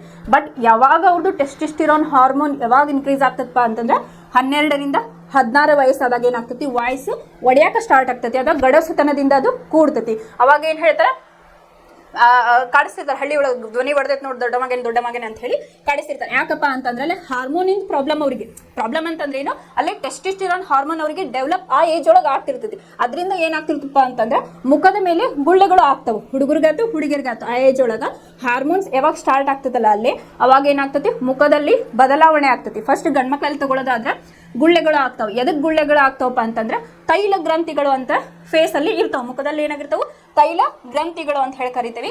ಆ ತೈಲ ಗ್ರಂಥಿಗಳು ಏನ್ ಜಾಸ್ತಿ ಪ್ರೊಡ್ಯೂಸ್ ಮಾಡೋದ್ರಿಂದ ಏನಾಗ್ತತಿ, ಗುಳ್ಳೆಗಳು ಆಗಕ್ ಸ್ಟಾರ್ಟ್ ಆಗ್ತತಿ. ಅದನ್ನ ಅವಾಯ್ಡ್ ಮಾಡೋದು ಮೇನ್ ಅಂತಂದ್ರೆ ನಾವೇನ್ ಮಾಡ್ತೇವೆ, ಪದೇ ಪದೇ ಕೈಯಿಂದ ಮುಖವನ್ನ ಮುಟ್ಕೋತಾ ಇರ್ತೀವಿ. ಎಷ್ಟೋ ಜರ್ಮ್ಸ್ ಇರ್ತಾವ, ನಮ್ಮ ಬ್ಯಾಕ್ಟೀರಿಯಾಗಳು ಇರ್ತಾವ, ನಾವೆಲ್ಲ ಹೊರಗೆ ಹೋಗಿ ಬಂದಿರ್ತೀವಿ, ಯಾವ್ಯಾವ ವಸ್ತುಗಳನ್ನ ಮುಟ್ಟಿರ್ತೇವೆ. ಅದರಿಂದ ಏನಾಗಿರ್ತಾವ, ನಾವು ಮುಟ್ಕೊಳ್ಳೋದ್ರಿಂದ ಅದು ತೈಲ ಗ್ರಂಥಿಗಳು ಏನ್ ಮಾಡಿರ್ತಾವ, ಜಾಸ್ತಿ ಆಯಿಲ್ ಅನ್ನ ಪ್ರೊಡ್ಯೂಸ್ ಮಾಡ್ತಿರ್ತಾವ. ಅದರಿಂದ ಏನಾಗ್ತಿರ್ತೈತಿ, ಗುಳ್ಳೆಗಳು ಸ್ಟಾರ್ಟ್ ಆಗ್ತಿರ್ತಾವ. ಅದ ಇದ್ರ ಒಳಗಡೆ ನಾವೇನಾರ ಫೇಸ್ ಹಂಗೆ ಮುಟ್ಕೊಳ್ಳೋದ್ರಿಂದ ಏನಾಗ್ತಿರ್ತಪ್ಪ ಅಂತಂದ್ರೆ ಇನ್ನೂ ಹೆಚ್ಚಿನ ಪಸ್ ಆಗ್ತಿರ್ತಾವಲ್ಲ ಗುಳ್ಳಿ, ಅದು ಆಗೋ ಚಾನ್ಸಸ್ ಇರ್ತೈತಿ. ಅದನ್ನ ಅವಾಯ್ಡ್ ಮಾಡಬೇಕು. ಆಮೇಲೆ ಜಾಸ್ತಿ ಮುಖವನ್ನ ತೊಳೆಯೋದ್ರಿಂದ ಅದನ್ನ ಅವಾಯ್ಡ್ ಅನ್ನ ಮಾಡ್ಬೋದು. ಆ ಗುಳ್ಳೆಗಳ ಮುಖದ ಮೇಲೆ ಗುಳ್ಳೆ ಆಗೋ ಕಾರಣ ಏನಪ್ಪಾ ಅಂತಂದ್ರೆ ಈ ಟೆಸ್ಟೋಸ್ಟೆರಾನ್ ಹಾರ್ಮೋನ್ ಅಲ್ಲೇ ರಿಲೀಸ್ ಆಗ್ತಾ ಇರ್ತೈತಿ. ಯಾವ ಏಜ್ ಒಳಗ, 12ರಿಂದ 16ನೇ ಏಜ್ ಒಳಗ. ಆಮೇಲೆ ಈಗ ಹೇಳ್ತಿರ್ತಾರೆ ಆ ಏಜ್ ಒಳಗೆ ಇದು ಹೆಂಗಿರ್ತೈತೆ ಅಂದ್ರೆ ಬಹಳ ಒಂದು ಹೈ ಸ್ಪೀಡ್ ಒಳಗಿದು ಇದು ಆಗ್ತಾ ಇರ್ತೈತಿ, ಪ್ರೊಡ್ಯೂಸ್ ಆಗ್ತಾ ಇರ್ತೈತಿ. ಅವಾಗ ಹೇಳ್ತಿರ್ತಾರೆ ನೋಡ್ರಿ, ಯಾರು ಯಂಗ್ ಏಜ್ ಒಳಗಿದ್ರೆ ಬಿಸಿ ರಕ್ತ ಐತ ಒಂದು ಅಂತ ಹೇಳ್ತಿರ್ತಾರೆ. ಕಾರಣ ಏನಪ್ಪಾ ಅಂತಂದ್ರೆ ಈ ಹಾರ್ಮೋನ್ ರಿಲೀಸ್ ಇಂದ ಅವ್ರಿಗೆ ವೇರಿಯೇಷನ್ ಆಗ್ತಾ ಇರ್ತೈತಿ. ಅದರಿಂದ ಸಿಟ್ಟು ಬರೋದು ಈ ರೀತಿಯಾಗಿ ಆಗ್ತಾ ಇರ್ತೈತಿ. ನೀವು ನೆಕ್ಸ್ಟ್ ಸೈಕಾಲಜಿ ಅದು ಓದ್ತಿರ್ತಾರಲ್ಲ, ಹಿಂಗ BEd ಸ್ಟೂಡೆಂಟ್, ಅಲ್ಲೇ ಯಾರನ್ನಾದ್ರೂ ಕೇಳಿದ್ರೆ ಹೇಳ್ತಾರೆ ನಿಮ್ಗೆ, ಅಂದ್ರೆ ಇಷ್ಟು ವರ್ಷದಿಂದ ಇಷ್ಟು ವರ್ಷಗಳ ಕ್ಯಾರೆಕ್ಟರಿಸ್ಟಿಕ್ಸ್ ಏನಿರ್ತಾವು ಅಂತೇಳಿ. ಈಗ ಹೆಣ್ಮಕ್ಳಲ್ಲಿ ಇದು ಗಂಡ್ಮಕ್ಳಲ್ಲಿ ಈಗ ಮೊದಲನೇದು ಮುಖದಲ್ಲಿ, ಅಂದ್ರೆ ಈ ಹಾರ್ಮೋನ್ ಡೆವಲಪ್ ಆಗ್ಬೇಕಾದ್ರೆ ಏನೇನು ಕಂಡು ಬರ್ತಾವ ಲಕ್ಷಣಗಳು ಅಂತಂದ್ರೆ ಮುಖದ ಮೇಲೆ ಗುಳ್ಳೆಗಳು ಆಗಕ್ಕೆ ಸ್ಟಾರ್ಟ್ ಆಗ್ತಾವು. ಯಾಕೆ ಆಗ್ತಾವು ಅಂತಂದ್ರೆ ತೈಲ ಗ್ರಂಥಿಗಳು ಹೆಚ್ಚಿನ ಒಂದು ರೀತಿಯಲ್ಲಿ ತೈಲವನ್ನು ಬಿಡುಗಡೆ ಮಾಡ್ತಾ ಇರ್ತವೆ. ಆಮೇಲೆ ಏನಾಗ್ತತಿ, ವಾಯ್ಸ್ ಗಡಸಾಗ್ತತಿ. ಏನಾಗ್ತತಿ, ವಾಯ್ಸ್ ಗಡಸತನದಿಂದ ಬರಕ್ ಸ್ಟಾರ್ಟ್ ಆಗ್ತತಿ. ಆಮೇಲೆ ನೆಕ್ಸ್ಟ್ ಗಡ್ಡ ಮತ್ತು ಮೀಸೆಗಳು ಬರೋದಕ್ಕೆ ಸ್ಟಾರ್ಟ್ ಆಗ್ತತಿ. ಮತ್ತೆ ಆನ್ಫಿಟ್ಟಲ್ ಆಗಿರ್ಬೋದು ಅಥವಾ ವೃಷಣದಲ್ಲಿ ಏನಾಗ್ತತಿ, ಅಲ್ಲಿ ಕೂದಲು ಬರೋದಕ್ಕೆ ಸ್ಟಾರ್ಟ್ ಆಗ್ತತಿ. ಅದು ಯಾಕೆ ಆಗ್ತದಪ್ಪ ಅಂತಂದ್ರೆ ಇದು ಯೂಸಲಿ ಗೊತ್ತಿರಬೇಕು. ಏನಂತಂದ್ರೆ ಈ ವೃಷಣದಲ್ಲಿ ಏನು ಇವು ಟೆಸ್ಟಿಸ್ಟಿರಾನ್ ಹಾರ್ಮೋನು ಅಥವಾ ಅದೇನಿರ್ತೈತಲ್ಲ ಅಲ್ಲಿ ಟೆಂಪ್ರೇಚರ್ ಎಷ್ಟಿರ್ಬೇಕಪ್ಪ ಹುಡುಗರಲ್ಲಿ ಅಂತಂದ್ರೆ 33 ಡಿಗ್ರಿ ಸೆಲ್ಸಿಯಸ್ ಇರಬೇಕು. ಆ ಟೆಂಪ್ರೇಚರ್ ಮೇಂಟೈನ್ ಮಾಡಕ್ಕೆ ಏನಿರ್ತೈತಿ, ಅವು ಕೂದಲುಗಳು ಸಹಾಯ ಮಾಡ್ತಾ ಇರ್ತವೆ.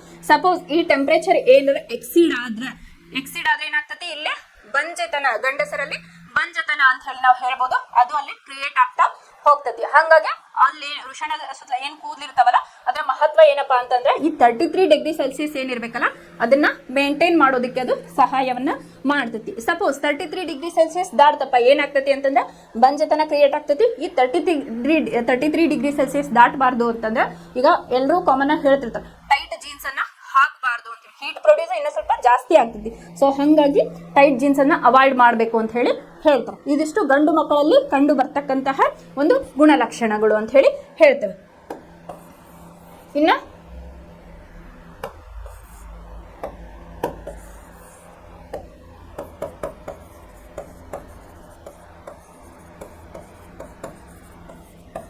ಇನ್ನು ಹೆಣ್ಣು ಮಕ್ಕಳಲ್ಲಿ ಹೆಂಗೆ ಗೊತ್ತಾಗ್ತದಪ್ಪ ಅಂತಂದ್ರೆ ಇವ್ರದ್ದು ವಾಯ್ಸ್ ಹಂಗೇನು ಚೇಂಜ್ ಆಗಲ್ಲ. ಗಂಡು ಮಕ್ಕಳಲ್ಲಿ ಟೆಸ್ಟೋಸ್ಟೆರಾನ್ ಹಾರ್ಮೋನ್ ಬೆಳೆದಂತೆ ಏನಾಗ್ತದಪ್ಪ ಅಂತಂದ್ರೆ ವಾಯ್ಸ್ ಒಡಿತಾ ಹೋಗ್ತತಿ. ಹೆಣ್ಮಕ್ಳಲ್ಲಿ ಆ ರೀತಿ ಆಗೋದಿಲ್ಲ.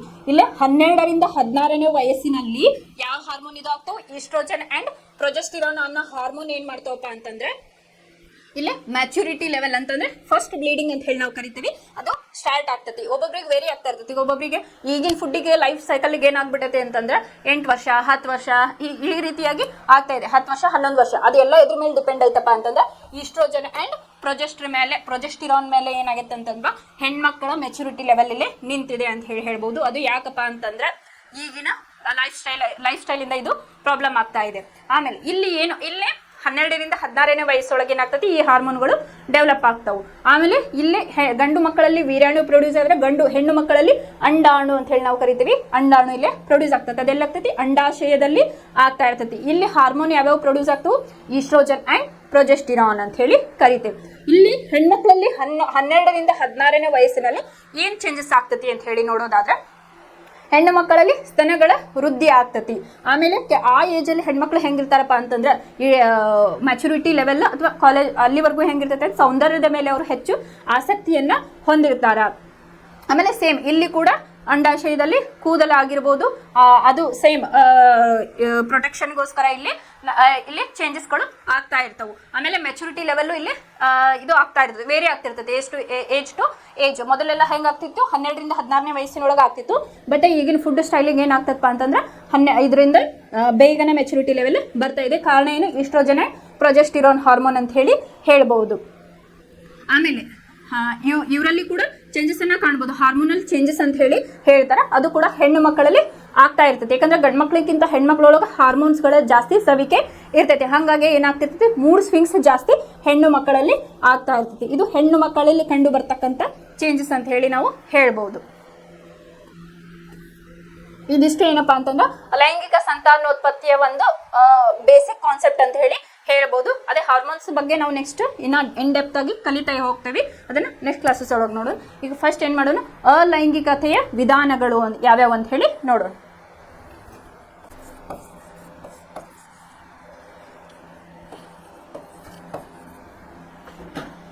ಇಲ್ಲಿ ಏಕಕೋಶೀಯ ಜೀವಿಗಳಲ್ಲಿ ಹಲವಾರು ರೀತಿಯ ನಾವು ಇಲ್ಲಿ ಅಲೈಂಗಿಕತೆಯ ವಿಧಗಳನ್ನ ನೋಡ್ಬೋದು.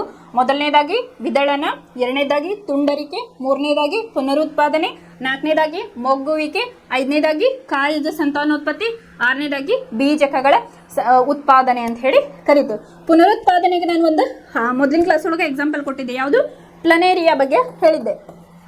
ಇದು ಹೆಂಗಪ್ಪ ಅಂತಂದ್ರೆ ರೀಪ್ರೊಡಕ್ಷನ್ ಯಾವ ರೀತಿ ಆಗಿರ್ತದಪ್ಪ ಅಂತಂದ್ರೆ ನೀವು ಅದನ್ನ ಕಟ್ ಮಾಡಿದ್ರೆ ಅದು ಹೊಸ ಜೀವಿಯಾಗಿ ಮತ್ತೆ ಉತ್ಪಾದನೆ ಆಗ್ತಾ ಇರ್ತೈತಿ. ಅದು ಯಾವ ರೀತಿ ಆಗ್ತಿರ್ತೈತಿ ಅಂತ ಹೇಳಿ ನಾನು 1 by 1 ಹೇಳ್ತಾ ಹೋಗ್ತೇನೆ.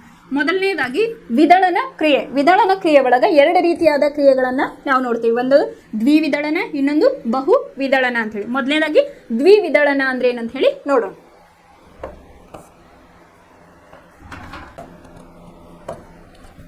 ಇಲ್ಲಿ ವಿದಳನ, ಇಲ್ಲಿ ಕೋಶ ವಿಭಜನೆ ಏನಾಗ್ತಿರ್ತೈತಲ್ಲ, DNA ಮಲ್ಟಿಪ್ಲಿಕೇಶನ್ ಅಂತ ಹೇಳಿ ಕರಿತೀವಿ, ಅಥವಾ ಕೋಶ ವಿಭಜನೆ ಕನ್ನಡದಲ್ಲಿ. ಕೋಶ ವಿಭಜನೆಯಾಗುವಾಗ ಒಂದು ಮಾತೃಕೋಶ ಇಲ್ಲಿ 2 ಮರಿಕೋಶಗಳಾಗಿ ಆಗುವಂತಹ ಕ್ರಿಯೆಗೆ ನಾವೇನಂತೀವಿ, ದ್ವಿವಿದಳನ. ದ್ವಿ ಅಂದ್ರೇನು, 2. ಇಲ್ಲೇ ಕೋಶ ವಿಭಜನೆಯ ಸಂದರ್ಭದಲ್ಲಿ ಅಥವಾ ಸಂತಾನೋತ್ಪತ್ತಿಯ ಸಂದರ್ಭದಲ್ಲಿ ಏನಾಗ್ತತಿ, ಒಂದು ಮಾತೃಕೋಶ ಒಡೆದಾಗ ಏನಾಗ್ತತಿ 2 ಮರಿಜೀವಕೋಶಗಳಾಗುವ ಒಂದು ಕ್ರಿಯೆಗೆ ನಾವೇನಂತೀವಿ, ದ್ವಿವಿದಳನ ಕ್ರಿಯೆ ಅಂತ ಹೇಳಿ ಕರಿತೀವಿ. ಇನ್ನ ಬಹುವಿದಳನ ಅಂತಂದ್ರೆ ಸಂತಾನೋತ್ಪತ್ತಿಯ ಸಂದರ್ಭದಲ್ಲಿ ಒಂದು ಮಾತೃಕೋಶವು ಅನೇಕ ಮರಿ ಜೀವಕೋಶಗಳಾಗುವ ಒಂದು ಪ್ರಕ್ರಿಯೆಗೆ ನಾವೇನಂತೀವಿ, ಬಹುವಿದಳನ. ಹೆಸರ ಇಲ್ಲೇ ಸೂಚಿಸ್ತಾ ಇರ್ತಕ್ಕಂಥದ್ದು.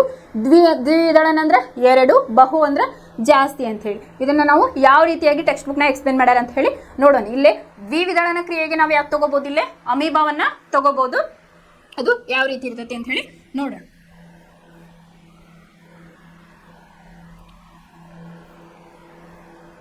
ಏಕಕೋಶ ಜೀವಿಗಳಲ್ಲಿ ಕೋಶ ವಿಭಜನೆ ಅಥವಾ ವಿದಳನವು, ಅದಕ್ಕೆ ಇಂಗ್ಲಿಷ್ನಾಗ ಫಿಷನ್ ಅಂತ ಹೇಳಿ ಕರೀತಾರೆ. ಹೊಸ ಜೀವಿಗಳ ಸೃಷ್ಟಿಗೆ ಕಾರಣವಾಗುತ್ತದೆ. ವಿಭಿನ್ನ ಮಾದರಿಗಳ ವಿದಳನವನ್ನು ಗಮನಿಸಲಾಗಿದೆ.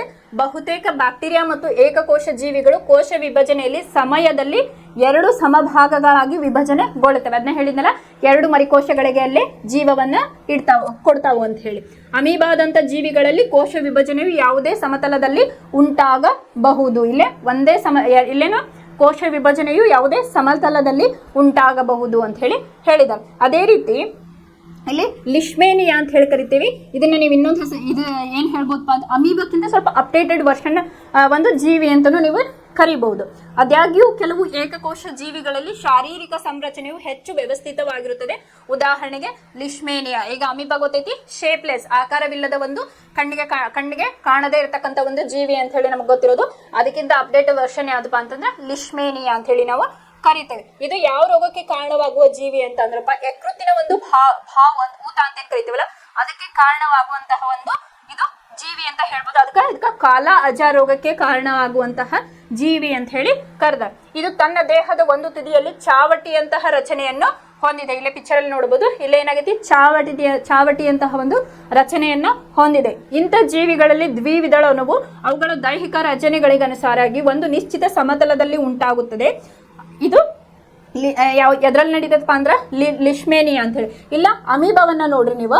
ಇದು ಅಮೀಬಾ ಯಾವ ರೀತಿಯಾಗಿ ಮಲ್ಟಿಪ್ಲೈ ಆಗಿಲ್ಲ 2 ಅಮೀಬಾ ಆಗಿ ಕನ್ವರ್ಟ್ ಆಗೈತಿ ಅಂತ ಹೇಳಿ ನೋಡ್ಬೋದು. ಅದನ್ನ ನೀವು ಲಿಶ್ಮೇನಿಯಾದಲ್ಲಿ ನೋಡೋದಾದ್ರೆ ಇಲ್ಲೇ ಚಾವಟಿ ಆಕಾರದ ರಚನೆಗಳದಾವು. ಅದು ಯಾವ ರೀತಿಯಾಗಿ ಪ್ರೊಡ್ಯೂಸ್ ಆಗ್ತಾ ಇದೆ ಅಂತ ಹೇಳಿ ನೀವು ಇಲ್ಲೇ ನೋಡಬಹುದು. ಫಸ್ಟಿಗೆ ಒಂದು ಚಾವಟಿ ಆಕಾರದಾಗೈತಿ, ಇದು ನ್ಯೂಕ್ಲಿಯಸ್. ಇಲ್ಲೇನಾಯ್ತು, ಒಂದು ಸಣ್ಣದಾಗಿ ಪ್ರೊಡ್ಯೂಸ್ ಆಯ್ತು. ಆಮೇಲೆ ಬರ್ತಾ ದೊಡ್ಡದಾಗೈತಿ. ಇಲ್ಲೇನು ಡಬಲ್ ಮಲ್ಟಿಪ್ಲಿಕೇಶನ್ ಆಯ್ತು. ಅದೇ ರೀತಿಯಾಗಿ ಇಲ್ಲೇ ಚಾವಟಿ ಆಕಾರ ಇನ್ನೂ ಸ್ವಲ್ಪ ಇನ್ಕ್ರೀಸ್ ಆಯ್ತು. ಇಲ್ಲೇನಾಯ್ತು, ಡಬಲ್. ಇಲ್ಲಿ 2 ಜೀವಿಗಳ ಉತ್ಪಾದನೆ ಆಯ್ತು ಅಂತ ಹೇಳಿ ಇಲ್ಲೇ ನೋಡ್ಬೋದು. ಇದು ಯಾವ ರೀತಿ ಆಗ್ತದೆ ಅಂತ ಹೇಳಿ ನಾವು ವಿಡಿಯೋನು ನಿಮಗೆ ತೋರಿಸ್ತೇವೆ.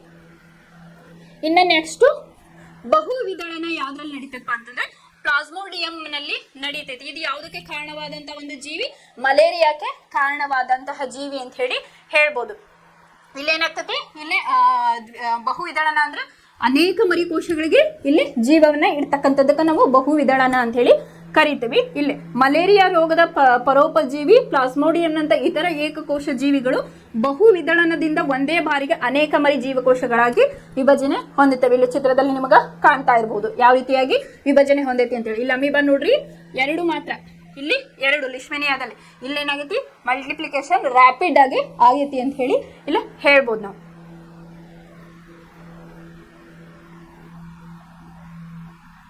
ಸರಳವಾದ ದೇಹ ರಚನೆಯನ್ನು ಹೊಂದಿರುವ ಬಹುಕೋಶೀಯ ಜೀವಿಗಳಲ್ಲಿ ಸರಳವಾದ ಸಂತಾನೋತ್ಪತ್ತಿ ವಿಧಾನಗಳು ಇನ್ನೂ ಕೆಲಸ ಮಾಡುತ್ತಿವೆ. ಉದಾಹರಣೆಗೆ ಸ್ಪೈರೋಗೈರಾ ಬೆಳವಣಿಗೆಗೆ ಹೊಂದಿದ ನಂತರ ಈಸ್ಟ್ ಸಣ್ಣ ಮಗ್ಗುಗಳನ್ನು ಉಂಟು ಮಾಡುತ್ತದೆ. ಅವು ತಾಯಿ ದೇಹದಿಂದ ಬೇರೆಯಾಗಿ ಹೊಸ ಜೀವಿಗಳು ಉಂಟು ಮಾಡುತ್ತವೆ. ಸರಳವಾದ ದೇಹ ರಚನೆಯನ್ನು ಹೊಂದಿರುವ ಬಹುಕೋಶೀಯ ಜೀವಿಗಳಲ್ಲಿ ಸರಳವಾದ ಸಂತಾನೋತ್ಪತ್ತಿ ವಿಧಾನಗಳು ಇನ್ನೂ ಕೆಲಸ ಮಾಡುತ್ತವೆ. ಅವು ಯಾವ್ಯಾವಪ್ಪ ಅಂತಂದ್ರೆ ಉದಾಹರಣೆಗೆ ಸ್ಪೈರೋಗೈರಾ ಬೆಳವಣಿಗೆ ಹೊಂದಿದ ನಂತರ ಸಣ್ಣ ಸಣ್ಣ ತುಂಡುಗಳಾಗಿ ವಿಭಜನೆ ಅಂದ್ರೆ ಫ್ರಾಗ್ಮೆಂಟೇಶನ್ ಅಂತ ಹೇಳಿ ಕರಿತೀವಿ. ಎಕ್ಸಾಂಪಲ್ ಯಾವ ತಗೊಂಡ್ರೆ ಸ್ಪೈರೋಗೈರಾ ಅಂತ ಹೇಳಿ ಕರೆದಾರೆ. ಈ ತುಂಡುಗಳು ಅಥವಾ ತುಣುಕುಗಳು ಹೊಸ ಜೀವಿಗಳಾಗಿ ಬೆಳೆಯುತ್ತವೆ. ಏನು ಸ್ಪೈರೋಗೈರಾದಾಗ ಏನಾಗ್ತದೆ, ಅವು ತುಂಡುಗಳಾಗಿದ್ದು ಹೊಸ ಜೀವಿಗಳಾಗಿ ಮಾರ್ಪಾಡನ್ನ ಹೊಂದುತ್ತಾವು ಅಂತ ಹೇಳಿದರು. ಎಲ್ಲಾ ಬಹುಕೋಶೀಯ ಜೀವಿಗಳಲ್ಲಿ ಇದು ಸತ್ಯವಲ್ಲ.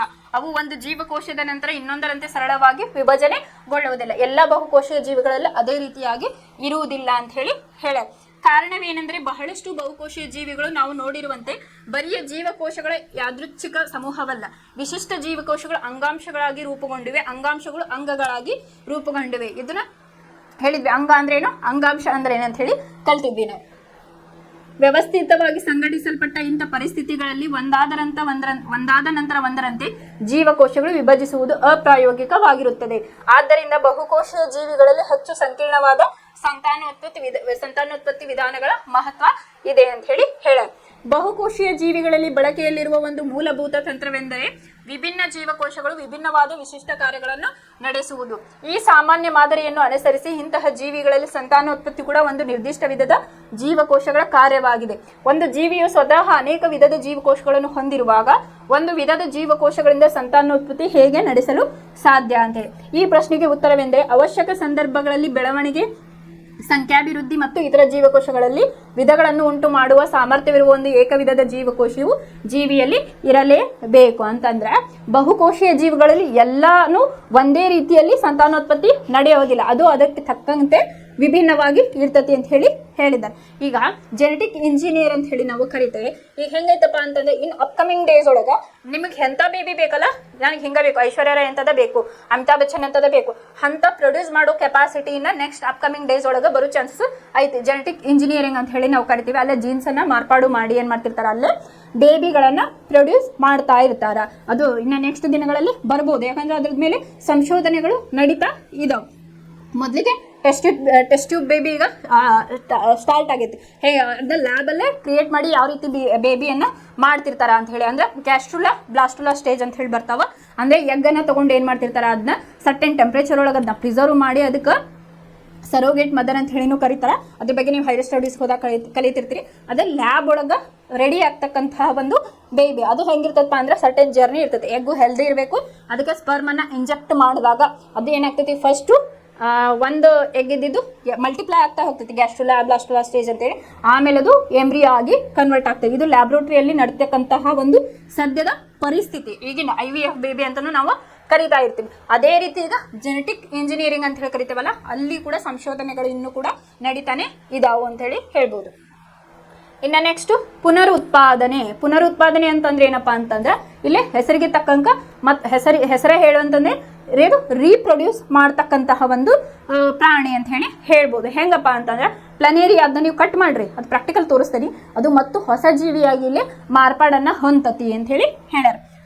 ಸಂಪೂರ್ಣವಾಗಿ ವಿಭೇದೀಕರಿಸಿದ ಅನೇಕ ಜೀವಿಗಳು ತಮ್ಮ ದೇಹದ ಭಾಗಗಳಿಂದ ಹೊಸ ಜೀವಿಗಳನ್ನು ಉಂಟು ಮಾಡುವ ಸಾಮರ್ಥ್ಯವನ್ನ ಹೊಂದಿದೆ. ಜಸ್ಟ್ ಒಂದು ಪಾರ್ಟ್, ಆ ದೇಹದ ಒಂದು ಪಾರ್ಟ್ ಇಂದ ಏನಾಗ್ತದೆ ಅಂತಂದ್ರೆ ಹೊಸ ಜೀವಿಯಲ್ಲಿ ಉತ್ಪತ್ತಿ ಆಗ್ತತಿ. ಅಂದರೆ ಒಂದು ವೇಳೆ ಜೀವಿಯು ಯಾವುದೇ ಕಾರಣದಿಂದ ತುಂಡಾದರೆ ಅಥವಾ ಅನೇಕ ಚೂರುಗಳಾಗಿ ಮುರಿದು ಹೋದರೆ ಇಂತಹ ಅನೇಕ ಚೂರುಗಳು ಪ್ರತ್ಯೇಕ ಜೀವಿಗಳಾಗಿ ಬೆಳೆಯುತ್ತವೆ. ಫಾರ್ ಎಕ್ಸಾಂಪಲ್ ರಫ್ ಡಯಾಗ್ರಾಮ್ ಹಂಗ ಹಾಕಿನಿ. ಇದು ಪ್ಲನೇರಿಯಾ ಅನ್ಕೊಳ್ರಿ. ಪ್ಲನೇರಿಯಾದಾಗ ಏನಾಗ್ತದಪ್ಪ ಅಂತಂದ್ರೆ ನಾನು ಇದನ್ನ 3 ತುಂಡುಗಳಾಗಿ ಮಾಡ್ತೇನೆ. ಈ 3 ತುಂಡುಗಳು ಏನದಾವಲ್ಲ ಈಗ ಇವು ಹೊಸ ಒಂದು ಇಲ್ಲಿ ಪ್ಲನೇರಿಯಾ ಆಗಿ ಅವು ಮಾರ್ಪಾಡನ್ನ ಹೊಂತಾವು ಅಂತ ಹೇಳಿ ಹೇಳ್ಬೋದು. ಪ್ರತಿಯೊಂದು ತುಂಡುಗಳು ಏನಾಗ್ತಿರ್ತಾವಪ್ಪ ಅಂತಂದ್ರೆ ಹೊಸ ಪ್ಲನೇರಿಯಾ ಆಗಿ ಇಲ್ಲೇ ಮಾರ್ಪಾಡನ್ನ ಹೊಂದುತ್ತಾವು ಅಂತ ಹೇಳಿ. ಇಲ್ಲೇ ನಿಮಗೆ ಚಿತ್ರವನ್ನು ನೋಡ್ರಿ, ಇಲ್ಲೇ ಒಂದು ಕಂಪ್ಲೀಟ್ ಇರೋದು ಒಂದು ಪ್ಲನೇರಿಯಾ ಜೀವಿ ಐತಿ. ನೆಕ್ಸ್ಟ್ ಏನಾಗ್ತೈತಿ, ಇದನ್ನ ತುಂಡರಿಸಿದ್ರು, ಮೂರು ಭಾಗಗಳನ್ನಾಗಿ ಮಾಡಿದಾರೆ. ಅವಾಗ ಏನಾಯ್ತು, ಇದು ಒಂದು ಪ್ರಭೇದ ಆಯ್ತು, ಇದು ಒಂದು ಪ್ರಭೇದ ಆಯ್ತು, ಇದು ಒಂದು ಪ್ರಭೇದ ಆಗಿ, ಅಂದ್ರೆ ಇನಿಷಿಯಲ್ ಸ್ಟೆಪ್ ಒಳಗೆ ಏನಾಯ್ತು, ಒಂದೊಂದು ಆಕಾರವನ್ನ ಪಡೆದುಕೊಂಡ್ರು. ಇದು ನೋಡ್ರಿ, ಫಸ್ಟ್ ಇದನ್ನ ಕಟ್ ಮಾಡಿದಾಗ ಈ ರೀತಿಯಾಗಿ ಮಾರ್ಪಾಡೋದು, ಇದು ಈ ರೀತಿ, ಇದು ಈ ರೀತಿ. ಆಮೇಲೆ ಫೈನಲ್ ಸ್ಟೇಜ್ ಒಳಗೆ ಏನಾಯ್ತು, ಕಂಪ್ಲೀಟ್ ಆದ ಒಂದು ಪ್ಲನೇರಿಯಾ ಇಲ್ಲೇ ನಮಗೆ ಸಿಕ್ತು. 3 ತುಂಡುಗಳಾಗಿದ್ದೇನಾಯ್ತು, 3 ಹೊಸ ಪ್ಲನೇರಿಯಾಗಳು ನಮಗೆ ಸಿಗಾಕ ಇಲ್ಲೇ ಪ್ರೊಡ್ಯೂಸ್ ಆಯ್ತು ಅಂತ ಹೇಳಿ. ಅದಕ್ಕೆ ಏನಂತಾರಪ್ಪ ಅಂತಂದ್ರೆ ಪುನರುತ್ಪಾದನೆ ಅಂತ ಹೇಳಿ ಕರೀತಾರೆ. ಉದಾಹರಣೆಗೆ ಹೈಡ್ರಾ ಮತ್ತು ಪ್ಲನೇರಿಯಾಗಳಂತಹ ಸರಳ ಜೀವಿಗಳನ್ನು ಅನೇಕ ಚೂರುಗಳಾಗಿ ತುಂಡರಿಸಬಹುದು ಮತ್ತು ಪ್ರತಿ ಚೂರು ಒಂದು ಸಂಪೂರ್ಣ ಜೀವಿಯಾಗಿ ಬೆಳೆಯುತ್ತದೆ. ಇದನ್ನು ಪುನರುತ್ಪಾದನೆ ಅಂತ ಹೇಳಿ ಕರೀತಾರ ಅಂತ ಹೇಳಿ ಹೇಳ್ತಾರೆ. ಈ ಹೈಡ್ರಾದು ನಿಮಗೆ ತೋರಿಸ್ತೇನೆ ಯಾವ ರೀತಿ ಅಂತ ಹೇಳಿ. ಜೀವಕೋಶಗಳು ಪುನರುತ್ಪಾದನೆ ನಡೆಸುತ್ತವೆ. ಈ ಜೀವಕೋಶಗಳು ವೃದ್ಧಿಯಾಗುತ್ತವೆ ಮತ್ತು ಅಸಂಖ್ಯ ಜೀವಕೋಶಗಳನ್ನು ಉಂಟು ಮಾಡುತ್ತವೆ. ಈ ಜೀವಕೋಶಗಳ ಸಮೂಹದಿಂದ ವಿಭಿನ್ನ ಜೀವಕೋಶಗಳ ಬದಲಾವಣೆಗೆ ಒಳಗಾಗಿ ಅನೇಕ ವಿಧದ ಜೀವಕೋಶ ಮತ್ತು ಅಂಗಾಂಶಗಳು ಆಗುತ್ತವೆ ಅಂತ ಹೇಳಿ ಹೇಳ್ಯಾರೆ. ಈ ಬದಲಾವಣೆಗಳು ಒಂದು ಸಂಘಟಿತವಾದ ಅನುಕ್ರಮದಲ್ಲಿ ನಡೆಯುತ್ತವೆ. ಇದನ್ನು ಡೆವಲಪ್ಮೆಂಟ್ ಅಥವಾ ಅಭಿವರ್ಧನೆ ಅಂತ ಹೇಳಿ ಕರೀತಾರ. ಯದಾಗ್ಯೂ ಪುನರುತ್ಪಾದನೆಯು ಸಂತಾನೋತ್ಪತ್ತಿ ಸಮವಲ್ಲ, ಏಕೆಂದರೆ ಬಹುತೇಕ ಜೀವಿಗಳು ಸಂತಾನೋತ್ಪತ್ತಿ ತುಂಡಾಗುವಿಕೆಯನ್ನು ಸಾಮಾನ್ಯವಾಗಿ ಅವಲಂಬಿಸಿಲ್ಲ ಅಂತೇಳಿ ಹೇಳಿದ್ದಾರೆ. ಇನ್ನು ನೆಕ್ಸ್ಟ್ ಮಗ್ಗುವಿಕೆ.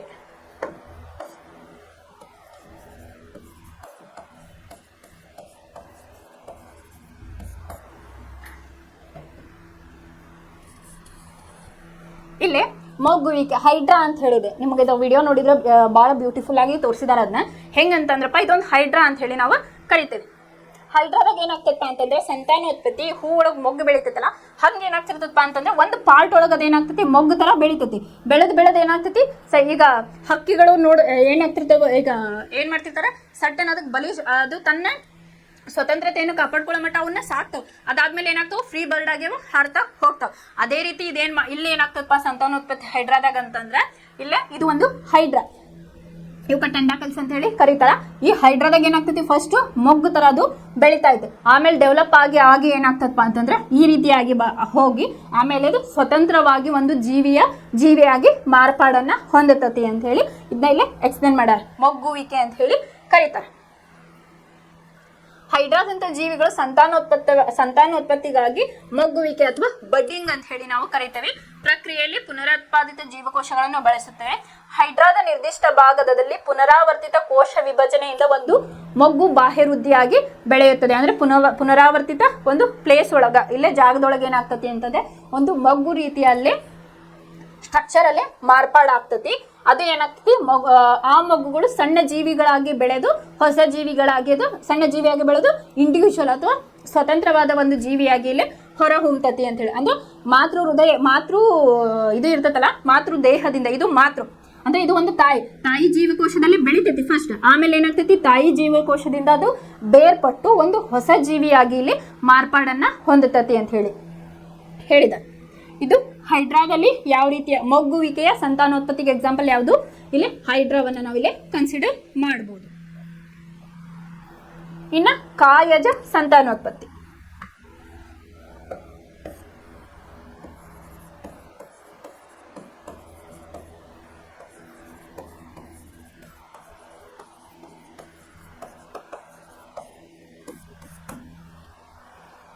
ಸೂಕ್ತ ಪರಿಸ್ಥಿತಿಗಳಲ್ಲಿ ಅನೇಕ ಸಸ್ಯಗಳು ಬೇರು, ಕಾಂಡ ಮತ್ತು ಎಲೆಗಳಂತಹ ಭಾಗಗಳು ಹೊಸ ಸಸ್ಯಗಳಾಗಿ ಬೆಳೆಯುತ್ತವೆ. ಏನು ಕಾಯಜ ಅಂತಂದ್ರೆ ಗಿಡ, ಸಸ್ಯ ಅವೇನಿರ್ತಾವಲ್ಲ, ಒಂದು ಪಾರ್ಟ್ ಒಳಗೆ ಏನಾಗ್ತಿರ್ತತಿ ಅಂತಂದ್ರೆ ಅವು ಬೇರಾಗಿರ್ಬೋದು, ಕಾಂಡ ಆಗಿರ್ಬೋದು, ಎಲೆಗಳಲ್ಲಿ ಹೊಸ ಸಸ್ಯಗಳಾಗಿ ಬೆಳಿತಾವ. ಅದಕ್ಕೇನಂತವಿ ಕಾಯಜ ಸಂತಾನೋತ್ಪತ್ತಿ ಅಂತ ಹೇಳಿ ನಾವು ಕರಿತೇವೆ. ಬಹಳಷ್ಟು ಪ್ರಾಣಿಗಳಂತಲ್ಲದೆ ಸಸ್ಯಗಳು ಸಂತಾನೋತ್ಪತ್ತಿಗಾಗಿ ಈ ವಿಧವನ್ನು ವಾಸ್ತವವಾಗಿ ಬಳಸುತ್ತವೆ. ಕಾಯಜ ಸಂತಾನೋತ್ಪತ್ತಿಯು ಈ ಲಕ್ಷಣವನ್ನು ಲೇರಿಂಗ್ ಅಥವಾ ಕಸಿ ಮಾಡುವಿಕೆಯಂತಹ ವಿಧಾನಗಳಲ್ಲಿ ಕೃಷಿಯ ಉದ್ದೇಶಕ್ಕಾಗಿ ಕಬ್ಬು, ಗುಲಾಬಿ ಅಥವಾ ದ್ರಾಕ್ಷಿಗಳಂತ ಅನೇಕ ಸಸ್ಯಗಳನ್ನು ಬೆಳೆಸಲು ಬಳಸಲಾಗುತ್ತದೆ. ಕಾಯಜ ಸಂತಾನೋತ್ಪತ್ತಿಯಿಂದ ಅದಕ್ಕೆ ವೆಜಿಟೇಟಿವ್ ಪ್ರೊಪಗೇಷನ್ ಅಂತ ಹೇಳಿ ಕರೀತಾರೆ.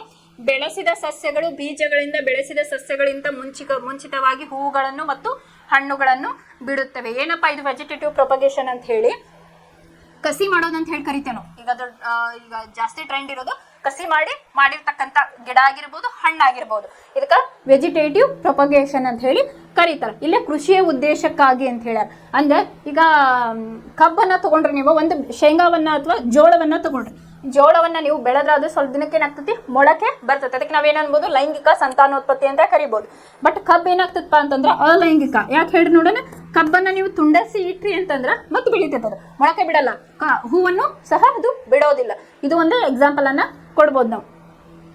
ಆಮೇಲೆ ಇಲ್ಲೇ ಕಸಿ ಮಾಡಿದಾಗ ಅಥವಾ ಏನಂತಾರ, ಕಸಿ ಮಾಡಿದಾಗ ಏನಾಗ್ತತಿ, ಕಾಯಜ ಸಂತಾನೋತ್ಪತ್ತಿಯಿಂದ ಬೆಳೆಸಿದ ಸಸ್ಯಗಳ ಬೀಜಗಳಿಂದ ಬೆಳೆಸಿದ ಸಸ್ಯಗಳಿಗಿಂತ ಮುಂಚಿತವಾಗಿ, ಈಗ ಮೊದಲು ಶೇಂಗಾ ಹೆಂಗ ವರ್ಷಕ್ಕೊಂದ್ಸಲ ಸಿಕ್ತಿತ್ತು ನಮಗೆ, 6 ತಿಂಗಳಿಗೊಮ್ಮೆ ಅದು ಬೆಳೆ ಬರ್ತಿತ್ತು, ಅಥವಾ 3 ತಿಂಗಳಿಗೆ. ಈಗ ಹೆಂಗಾಗೈತಿ, ನಮ್ಗೆ ವರ್ಷದ 12 ತಿಂಗಳು ನಮಗೆ ಶೇಂಗಾ ದೊರಿತೈತೆ. ಅದೇ ರೀತಿಯಾಗಿ ಈಗ ಮ್ಯಾಂಗೋ ನಮ್ಗೆ ಮಾವಿನಕಾಯಿ ಹೆಂಗೆ ಆಗ್ತಿತ್ತಪ್ಪ ಅಂತಂದ್ರೆ ಸರ್ಟನ್ ಸೀಸನ್ ಮಾರ್ಚ್ ಏಪ್ರಿಲ್ ಒಳಗೆ ನಮ್ಗೆ ಹಿಂಗೆ ಸಿಕ್ತಿತ್ತು. ಬಟ್ ಈಗ ಏನಾಗೈತೆ, ಎಲ್ಲಾ ಸೀಸನ್ ಒಳಗೂ ಸಿಗತ್ತೈತೆ. ಅದಕ್ಕೆ ಕಾರಣ ಏನಪ್ಪಾ ಅಂತಂದ್ರೆ ಈ ಕೃಷಿ ಉದ್ದೇಶಕ್ಕಾಗಿ ಏನ್ ಮಾಡ್ತಾರಪ್ಪ ಅಂತಂದ್ರೆ ಕಸಿ ಮಾಡುವ ಪದ್ಧತಿಯನ್ನ ಅಳವಡಿಸಿಕೊಂಡಿದ್ದಾರೆ. ಆಕ್ಚುಲಿ ಅದು ಹೆಂಗೈತಪ್ಪ ಅಂದ್ರೆ ಆ ಸೀಸನ್ಗೆ ತಕ್ಕಂಗೆ ನಾವು ಹಣ್ಣು ತಿನ್ಬೇಕು, ಎನಿ ಟೈಮ್ ಸಿಗ್ತತಿ ಅಂತ ತಿನ್ನಂಗಿಲ್ಲ.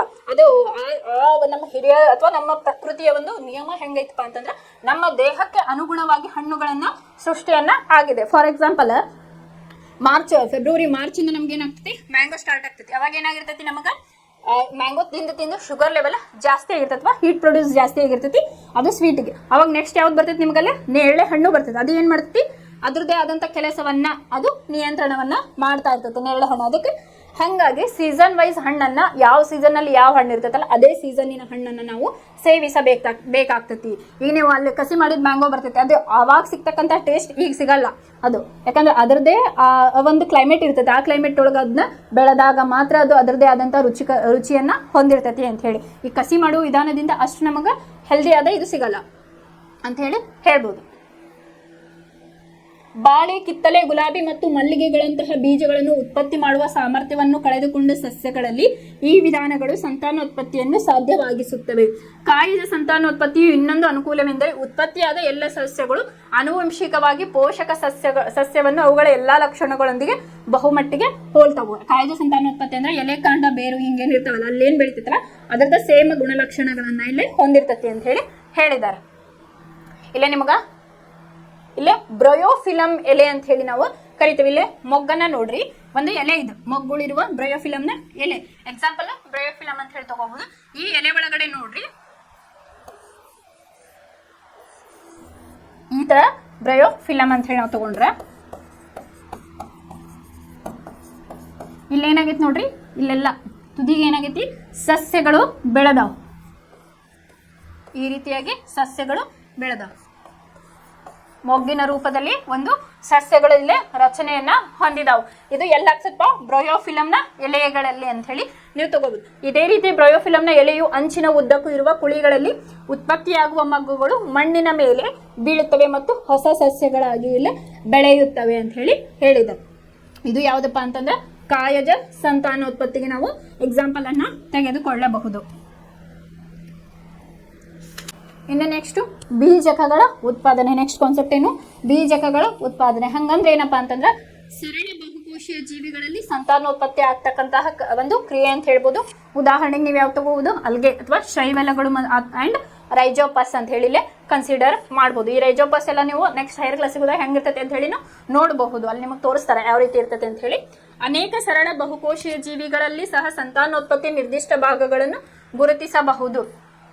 ಬ್ರೆಡ್ ನ ಮೇಲೆ ಬೆಳೆದಂತ ದಾರದಂತ ರಚನೆಗಳೇ ಬ್ರೆಡ್ ಮೋಲ್ಡ್ ನ ರೈಜೋಪಸ್. ಬ್ರೆಡ್ ಮೇಲೆ ಏನ್ ಬದಿರ್ತಾವ ದಾರದಂತ ಸ್ಟ್ರಕ್ಚರ್ಸ್ ಇರ್ತಾವಲ್ಲ ಅವು ರೈಜೋಪಸ್ ಹೈಫೆಗಳು, ಹೈಫೆ ಅಂತಾನು ಕರೀತಾರೆ. ಅವು ಸಂತಾನೋತ್ಪತ್ತಿ ನಡೆಸುವ ಭಾಗಗಳಲ್ಲ, ಬದಲಾಗಿ ಕಡ್ಡಿಯ ಮೇಲಿರುವ ಚಿಕ್ಕ ದುಂಡಗಿನ ರಚನೆಗಳು, ಬ್ಲಾಬ್ ಅಂತ ಹೇಳಿ ನಾವು ಅದಕ್ಕೆ ಕರೀತೇವೆ, ಸಂತಾನೋತ್ಪತ್ತಿಯಲ್ಲಿ ಭಾಗವಹಿಸುತ್ತವೆ. ಈ ಚಿಕ್ಕ ದುಂಡಗಿನ ರಚನೆಗಳೇ ಬೀಜಕ ದಾನಿಗಳು ಅಂತ ಹೇಳಿ ನಾವು ಕರಿತೇವೆ. ಇಲ್ಲದಾವಲ್ಲ ಇಲ್ಲೇ ರೈಜೋಪಸ್, ಇವು ಏನ್ ನಿಮ್ ಬಲೂನ್ ಶೇಪ್ ಒಳಗೆ ಕಾಣಿಸ್ತಾವಲ್ಲ ಇವು ಬೀಜಕಗಳು ಅಂತ ಹೇಳಿ ನಾವು ಕರಿತೇವೆ. ಇದರಿಂದ ಏನಾಗ್ತಿರ್ತೈತಿ, ಸಂತಾನೋತ್ಪತ್ತಿ ಆಗ್ತಾ ಇರ್ತೈತಿ ಅಂತ ಹೇಳಿ ಹೇಳ್ಯಾರ. ಅವು ಅಂತಿಮವಾಗಿ ಹೊಸ ರೈಜೋಪಸ್ ಜೀವಿಗಳಾಗಿ ಬೆಳವಣಿಗೆ ಹೊಂದುತ್ತದೆ. ಈ ಬೀಜಕಗಳು ದಪ್ಪವಾದ ಭಿತ್ತಿಯಿಂದ ಆವೃತವಾಗಿವೆ. ಅವು ಇನ್ನೊಂದು ತೇವಾಂಶಯುಕ್ತ ಮೇಲ್ಮೈನ ಸಂಪರ್ಕಕ್ಕೆ ಬಂದು ಬೀಜಕಗಳು ಬೆಳೆಯಲು ಪ್ರಾರಂಭಿಸುವವರೆಗೂ ಅವುಗಳನ್ನು ರಕ್ಷಿಸುತ್ತದೆ ಅಂತ ಹೇಳಿ. ಹೊಸ ಒಂದು ಅದು ಬೀಜಕ ಅದೇನಾಗಿರ್ತದೆ, ಹೊಸದೊಂದು ಜೀವಿ ಆಗುವವರೆಗೂ ಅದೇನಾಗ್ತೈತಿ ಅದನ್ನ ರಕ್ಷಣೆ ಮಾಡ್ತಾ ಇರ್ತೈತಿ. ಇದು ಹೆಂಗಿರ್ತೈತಿ, ಭಿತ್ತಿ ಥಿಕ್ ಅಂದ್ರೆ ದಪ್ಪವಾಗಿ ಇರ್ತೈತಿ ಅಂತ ಹೇಳಿ ಹೇಳಿದ್ರ. ಏನಪ್ಪಾ ಅಂತಂದ್ರೆ ಬೀಜಕಗಳ ಸಂತಾನೋತ್ಪತ್ತಿ ಅಂದ್ರೆ ಸರಳ ಬಹುಕೋಶೀಯ ಜೀವಿಗಳಲ್ಲಿ ನಡೀತಕ್ಕಂಥ ಒಂದು ಸಂತಾನೋತ್ಪತ್ತಿ ಅಂತ ಹೇಳಿ ಹೇಳ್ಬೋದು. ಇಲ್ಲೇ ಈ ಚಿಕ್ಕ ದುಂಡಗಿನ ರಚನೆಗಳ ಬೀಜಕ ದಾನಿಗಳು ಸ್ಪೊರಾಂಜಿಯಾ ಅಂತ ಹೇಳಿ ಕರೀತಾರೆ. ಏನಂತಾರೆ ಸ್ಪೊರಾಂಜಿಯಾ, ಇಂಗ್ಲಿಷ್ ಒಳಗೆ ಸ್ಪೊರಾಂಜಿಯಾ ಅಂತಾರೆ. ಇಲ್ಲೇನ್ ಬಲೂನ್ ಶೇಪ್ ಅದಾವಲ್ಲ ಇವ ಬೀಜಕಗಳು. ಇದರಿಂದ ಏನಾಗ್ತಿರ್ತೈತಿ, ಹೊಸ ಒಂದು ಜೀವಿಯ ಸೃಷ್ಟಿ ಆಗ್ತಾ ಇರ್ತೈತಿ ಅಂತ ಹೇಳಿ ಇಲ್ಲೇ ಹೇಳ್ಬೋದು ಅಂತ ಹೇಳಿ ಹೇಳ್ಯಾರ. ಇದಿಷ್ಟು ಏನಪ್ಪಾ ಅಂತಂದ್ರೆ ಅಲೈಂಗಿಕ ರೀತಿಯ ಸಂತಾನೋತ್ಪತ್ತಿಯಲ್ಲಿ ಅಲೈಂಗಿಕ ಸಂತಾನೋತ್ಪತ್ತಿಯಲ್ಲಿ ಬರ್ತಕ್ಕಂತಹ ವಿಧಗಳು. ಫಸ್ಟ್ನಾಗ ನಾವೇನು ಕಲಿತ್ವಿ, ವಿದಳನ ಕಲಿತ್ವಿ. ಫಸ್ಟಿಗೆ ವಿದಳನ ಒಳಗೆ ಏನು ಕಲಿತ್ವಿ, ದ್ವಿವಿದಳನ ಮತ್ತು ಬಹುವಿದಳನ ಕಲಿತ್ವಿ. ಆಮೇಲೆ ತುಂಡರಿಕೆಯ ಬಗ್ಗೆ ಕಲಿತ್ವಿ. ತುಂಡರಿಕೆ ಒಳಗ ಪ್ಲನೇರಿಯಾ ಎಕ್ಸಾಂಪಲ್ ಅನ್ನ ನಾವು ತೆಗೆದುಕೊಂಡ್ವಿ. ಆಮೇಲೆ ಪುನರುತ್ಪಾದನೆ, ಇದು ತುಂಡರಿಕೆಯಲ್ಲಿ ಸ್ಪೈರೋಗೈರಾದ ಎಕ್ಸಾಂಪಲ್ ಅನ್ನ ತಗೊಂಡ್ವಿ ನಾವು. ಆಮೇಲೆ ಪುನರುತ್ಪಾದನೆಗೆ ಯಾವ ತಗೊಂಡ್ವಿ, ಪ್ಲನೇರಿಯಾ, ಅದನ್ನ ಎಷ್ಟು ಕಟ್ ಮಾಡಿದ್ರು ಹೊಸ ಜೀವಿಯಾಗಿ ಮಾರ್ಪಾಡನ್ನ ಹೊಂದತಿ ಅಂತ ಹೇಳಿ ನೋಡಿದ್ವಿ. ಆಮೇಲೆ ಮೊಗ್ಗುವಿಕೆ ಅಂತಂದ್ರ ಹೈಡ್ರಾದ ಎಕ್ಸಾಂಪಲ್ ಅಂತ ತಗೊಂಡ್ವಿ. ಅದು ಯಾವ ರೀತಿ ಮೊಗ್ಗು ಬೆಳೆದು ದೊಡ್ಡದಾದ್ಮೇಲೆ ಮಾತೃ ಜೀವಕೋಶದಿಂದ ಅದು ಹೆಂಗೆ ಸೆಪರೇಟ್ ಆಗ್ತತಿ ಅಂತ ಹೇಳಿ ಕಲಿತ್ವಿ. ಆಮೇಲೆ ಕಾಯಜ ಸಂತಾನೋತ್ಪತ್ತಿ ಅಂದ್ರೆ ಸಸ್ಯಗಳಲ್ಲಿ ಎಲೆಗಳಲ್ಲಿ ಕಾಂಡಗಳಲ್ಲಿ ಬೆಳತಕ್ಕಂತ ಒಂದು ಸಂತಾನೋತ್ಪತ್ತಿಗೆ ನಾವೇನಂತೀವಿ, ಕಾಯಜ ಸಂತಾನೋತ್ಪತ್ತಿ ಅಂತ ಹೇಳಿ ಕರಿತೀವಿ. ಆಮೇಲೆ ಇನ್ನೊಂದು ಯಾವುದು, ಬೀಜಕಗಳ ಸಂತಾನೋತ್ಪತ್ತಿ ಅಂತ ಹೇಳಿ ಕಲಿತ್ವಿ. ಇದಿಷ್ಟು ಅಲೈಂಗಿಕ ಸಂತಾನೋತ್ಪತ್ತಿಯ ವಿಧಾನಗಳು ಅಂತ ಹೇಳಿ ನಾವಿಲ್ಲಿ ಕರಿಬಹುದು. ಇನ್ನು ನಾಳೆ ಕ್ಲಾಸ್ ಒಳಗೆ ಏನ್ ಮಾಡೋಣಪ್ಪ ಅಂತಂದ್ರೆ ಲೈಂಗಿಕ ಸಂತಾನೋತ್ಪತ್ತಿಯ ಬಗ್ಗೆ ಕಲಿಯೋಣ. ಈಗಿಷ್ಟೇ ಏನ್ ಕಲಿತ್ವಲ್ಲ ನಾವು ಇದ್ರದ್ದು ಅಂತಂದ್ರೆ ವಿದಳನ, ದ್ವಿವಿದಳನ, ಅದಕ್ಕೊಂದು ಎಕ್ಸಾಂಪಲ್ ನಾ ಯೂಟ್ಯೂಬ್ ಒಳಗೆ ಯಾವ ರೀತಿಯಾಗಿ ಆಗ್ತತಿ ರೀಪ್ರೊಡಕ್ಷನ್ ಅಂತ ಹೇಳಿ ಒಂದೆರಡು ಎಕ್ಸಾಂಪಲ್ ಅನ್ನ ನೋಡು. ಹೈಡ್ರಾ ಒಳಗ ಯಾವ ರೀತಿ ಮೊಗ್ಗುವಿಕೆ ಅಂತ ಏನ್ ಕರೆದ್ವಲ್ಲ ನಾವು, ಹೈಡ್ರಾ ಒಳಗ ಯಾವ ರೀತಿ ಆಗ್ತತಿ ಅಂತ ಹೇಳಿ ನೋಡ್ರಿ. ಇಂಗ್ಲಿಷ್ ಒಳಗ ಅದಕ್ಕೆ ಏನಂತ ಬಡ್ಡಿಂಗ್ ಅಂತ ಹೇಳಿ ಕರೀತಾರೆ. ಇಲ್ಲಿ ನೋಡ್ರಿ ಹೈಡ್ರಾ ಯಾವ ರೀತಿ ಆಗೈತಿ, ಇದು ಮೊಗ್ಗುವಿಕೆ ಅನ್ನಲ್ಲ, ಇದು ಮೊಗ್ಗು.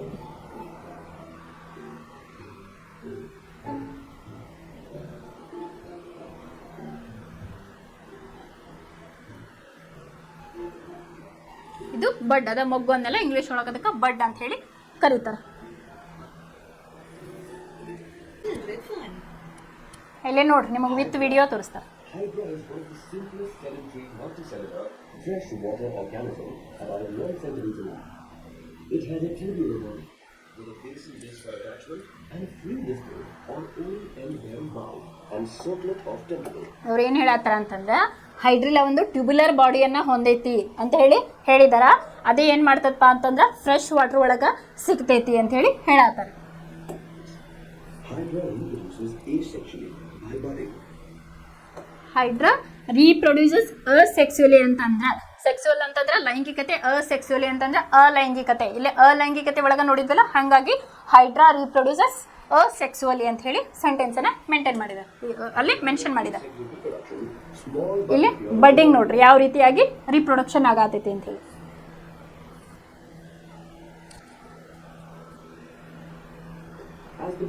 ಬಡ್ ಅಂದ್ರೆ ಮೊಗ್ಗುವಿಕೆ. ಇಲ್ಲೇ ನೋಡ್ಬೋದು ಫಸ್ಟಿಗೆ ಏನಾಯ್ತು, ಅಲ್ಲೇ ಒಂದು ಬಾಯಿ ತರ ಓಪನ್ ಆಗಿ ಟೆಂಟಾಕಲ್ಸ್ ಅಲ್ಲೇ ಬರಾಕ ಸ್ಟಾರ್ಟ್ ಆಯ್ತು. ಇಲ್ಲಿ ನೋಡ್ರಿ, ಇಲ್ಲಿ ಅಬ್ಸರ್ವ್ ಮಾಡ್ಬೋದು ನೀವು, ಬ್ಲಾಕ್ ಕಲರ್. ಇಲ್ಲೇ ಅದೇನಾಯ್ತು, ಹೊಸ ಜೀವಿಯಾಗಿ ಮಾರ್ಪಾಡನ್ನ ಹೊಂದ್ತಾ ಇದೆ.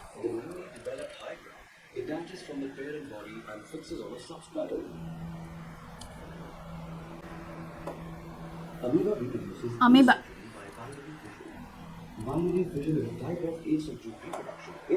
ಇಲ್ಲೇ ನೋಡ್ರಿ ದ್ವಿದಳನ ಅಂತ ಹೇಳಿದೆ. ಅದಕ್ಕೆ ಇಂಗ್ಲಿಷ್ ಒಳಗೆ ಏನಂತಾರಪ್ಪ ಅಂತಂದ್ರೆ ಬೈನರಿ ಫಿಷನ್ ಅಂತ ಹೇಳಿ. Binary fission is a type of asexual reproduction in which the fully grown parent cell splits into 2 halves producing 2 new daughter cells ಅಂತ ಹೇಳಿ ಹೇಳಿದಾರೆ. ಆಗಲ್ಲಿ ನಿಮ್ಮ ಅಮೀಬಾನ್ ನೋಡಿದಾಗ ಏನಾಯ್ತಲ್ಲೇ, ಅದು ತನ್ನ ಪೇರೆಂಟ್ ಆರ್ಗನ್ ಇಂದ ಅದು ಬಿಡುಗಡೆ ಹೊಂದೇನಾಯ್ತು, 2 ರೀತಿಯಾದಲ್ಲಿ ಅಮೀಬಾಗಳು ಸೃಷ್ಟಿ ಆದವು ಅಂತ ಹೇಳಿ. ಅದಕ್ಕೆ ಇಂಗ್ಲೀಷ್ನಾಗ ಏನು ಹೇಳ್ಯಾರ, ಬೈನರಿ ಫಿಷನ್. ಬೈನರಿ ಅಂದರೆ 2 ಅಂತ ಹೇಳಿ.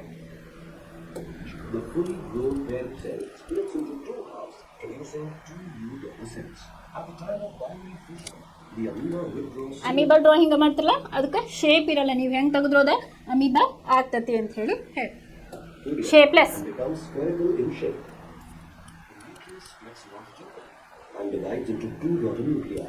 ಇಲ್ಲಿ ನ್ಯೂಕ್ಲಿಯಸ್ ಏನಿರ್ತಾವಲ್ಲ ಅವು 2 ಆಗಿ ಸ್ಪ್ಲಿಟ್ ಆದವು. ಫಸ್ಟಿಗೆ ನ್ಯೂಕ್ಲಿಯಸ್ ಏನಾದವು 2 ಆದವು. ಇಲ್ಲಿ ಕಾಣಕತ್ತವಲ್ಲ ನಿಮ್ಗೆ, ಇವ nucleus. This is followed by the elongation of the parent cell. A fissure appears in the middle of the cytoplasm between the 2 daughter nuclei, dividing the cells into 2 equal halves. Thus, 2 daughter nuclei are produced from a single parent. One of them has the original contractile clone, while the other develops a new one. ಇಲ್ಲೇನಾಯ್ತು, 2 ಅಮೀಬಾಗಳಾಗಿ ಅಲ್ಲಿ ಮಾರ್ಪಾಡೋದು, 2 nucleus ಹೊಡೆದೇನಾಯ್ತು, ಇಲ್ಲಿ 2 ಜೀವಿಗಳಾಗಿ ಅಲ್ಲಿ ಮಾರ್ಪಾಡನ್ನ ಹೊಂದಿದ್ವು ಅಂತ ಹೇಳಿ.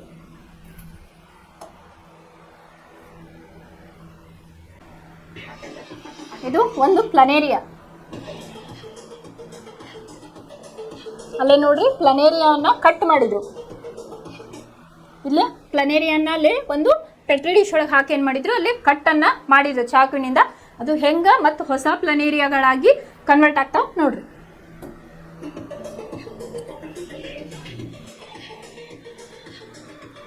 ತುಂಡಾಕಿರ್ತಕ್ಕಂಥ ಪ್ಲನೇರಿಯಾಗಳು 7 days litre ಅಂತ ಹೇಳ್ಕೊಟ್ರ. ಹೊಸದಾಗಿ 3 ಏನು cut ಮಾಡಿದ್ರಲ್ಲ, 3 ಹೊಸ ಪ್ಲನೇರಿಯಾ ಆಗಿಲ್ಲೇ ಮಾರ್ಪಾಡನ್ನ ಹೊಂದಿದ್ವಿ. ಇದಕ್ಕೆ ಏನಂತಾರೆ, ಪುನರುತ್ಪಾದನೆ ಅಂತ ಹೇಳಿ ಕರೀತಾರೆ.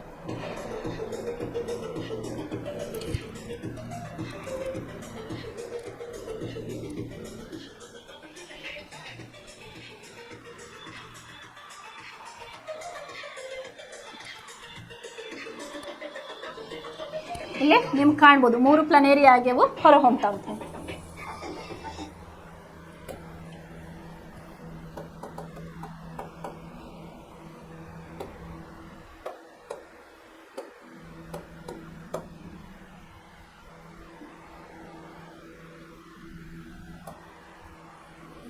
ಪ್ಲಾಸ್ಮೋಡಿಯಂ ಅಂತ ಹೇಳಿದೆ, ಮಲ್ಟಿ ಸೆಲ್ಸ್ ಆಗ್ತಾವೆ, ಬಹು ವಿದಳನ ಅಂತ ಹೇಳಿದ್ರೆ ಅದು ಯಾವ ರೀತಿ ಅಂತ ಹೇಳಿ ನೋಡ್ರಿ.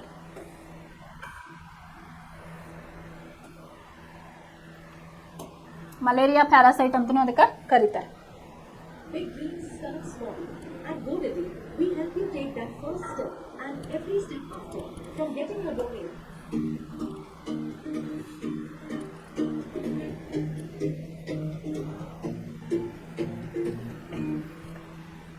Life cycle of malarial parasite. Aim to study the life cycle of malarial parasite Plasmodium. ಅಂದ್ರೆ ಅವ್ರು ಏನು ಹೇಳತ್ತಾರಪ್ಪ ಅಂತಂದ್ರೆ ಲೈಫ್ ಸೈಕಲ್ ಆಫ್ ಪ್ಲಾಸ್ಮೋಡಿಯಂ ಯಾವ ರೀತಿಯಾಗಿರ್ತೈತಿ ಅಂತ ಹೇಳ್ತಾರೆ. Begins with a bite from a malaria-infected mosquito. When an infected female Anopheles mosquito bites a person, they inject the Plasmodium parasites in the form of sporozoids into the bloodstream. The sporozoids ಅದೇ ಏನು ಹೇಳತ್ತಾರ ಅಂತಂದ್ರೆ ಅದು ಈಗ ಗಾಯ ಆಗಿರ್ತೈತಲ್ಲ, ಆ plasmodium inject ಮಾಡ್ತಕ್ಕಂಥ ಸೊಳ್ಳಿ ಬಂದು inject ಆದಲ್ಲಿ ಏನಾರ ಕಡಿದ್ರೆ ಅದು ಯಾವ ರೀತಿಯಾಗಿ ದೇಹದೊಳಗೆ ಸೇರ್ತತಿ, ಅದು ಮುಂದೆ ಏನಾಗ್ತತಿ ಅಂತ ಹೇಳಿ ತೋರ್ಸಾತ. ಅಂದ್ರೆ ಅದು ಪ್ಲಾಸ್ಮೋಡಿಯಂ ಮಲೇರಿಯಾಗೆ ಆಗ್ತಕ್ಕಂಥ ಒಂದು ಜೀವಿ, ಅದು ಹೆಂಗೆ ಮಲ್ಟಿಪ್ಲೈ ಆಗ್ತತಿ ಅಂತ ಹೇಳಿ ತೋರ್ಸಾತಾರೆ. ಬಹು ವಿದಳನ ಅಂತಂದಲ್ಲ, ಅದು ಯಾವ ರೀತಿ ಅಂತ ಹೇಳಿ. These sporozoids multiply asexually in the liver cells. The liver cells eventually rupture and release more parasites in the form of merozoids and are released into the blood. ಏನಾಯ್ತು ಅಂತಂದ್ರೆ ಲಿವರ್ಗೆ ಹೋಗ್ತಾವಲ್ಲ, ಲಿವರ್ಗೆ ಹೋಗಿ ಅದು ಒಂದು ಸೆಲ್ ಇದ್ದಿದ್ದೇನಾಯ್ತು ಮಲ್ಟಿ ಸೆಲ್ ಆಗಿ ಏನಾಯ್ತು next ಬ್ಲಡ್ಡಿಗೆ ಅದು ಸೇರ್ಕೊಳ್ತಾ ಹೋಯ್ತು. ಈ ಮಲೇರಿಯಾ ಅಂತ ಹೇಳ್ತಿರ್ತಾವ, ಅದು ಹೆಂಗೆ ಕಾಸ್ ಮಾಡ್ತತಿ, ಸೊಳ್ಳೆಯಿಂದ ಬರ್ತೈತಿ ಅಂತ ಹೇಳ್ತಾರಲ್ಲ, ಇದು ನಮ್ಮ ದೇಹದೊಳಗೆ ಯಾವ ರೀತಿಯಾಗಿ ಮಲೇರಿಯಾ ಕಾಸ್ ಆಗ್ತತಿ ಅನ್ನೋದು ಪ್ರಾಕ್ಟಿಕಲಿ ನಿಮ್ಗೆ ತೋರ್ಸಾತಾರ ಅವ್ರು. In the bloodstream, the merozoids invade red blood cells where they continue to multiply asexually until the cells burst. ನೋಡ್ರಿ, ಅವು ಮಲ್ಟಿಪಲ್ ಆಗಿ ಯಾವ ರೀತಿಯಾಗಿ ಸೇರ್ಕೊಳತ್ತವ ಅಂತ ಹೇಳಿ. ಅದು ಸ್ವಲ್ಪ ಕಡ್ದಿದ್ದೇನಾಯ್ತು ಬಹು ವಿದಳನ ಅಂತ ಹೇಳಿ ಆಗಾಕತ್ತಲ್ಲಿ. ಬಹು ವಿದಳನ ಸಂತಾನೋತ್ಪತ್ತಿ ಅಂತ ಹೇಳಿ ಕರಿತಾರೆ. Female reproductive cells called gametophytes that circulate in the bloodstream. These gametophytes are transformed to another mosquito when it feeds on the infected human. ಅಂದರೆ ಅದೇನಾಗ್ತತಿ, ಕಡದು ಹೋಗ್ತದಲ್ಲ, ಬ್ಲಡ್ಡಿಗೆ ಸೇರಿಕೊಂಡು ಲಿವರ್ಗೆ ಹೋಗಿ ಮಲ್ಟಿಪ್ಲೈ ಆಗ್ತಾ ಏನಾಗ್ತತಿ, ಡಿಸೀಸನ್ನು ಕಾಸ್ ಮಾಡ್ತಾ ನಮ್ಮ ಬ್ಲಡ್ ಒಳಗೆ ಸೇರ್ಕೊಳ್ತತಿ ಅಂತ ಹೇಳಿ ಎಕ್ಸ್ಪ್ಲೇನ್ ಮಾಡಿದ್ದಾರೆ.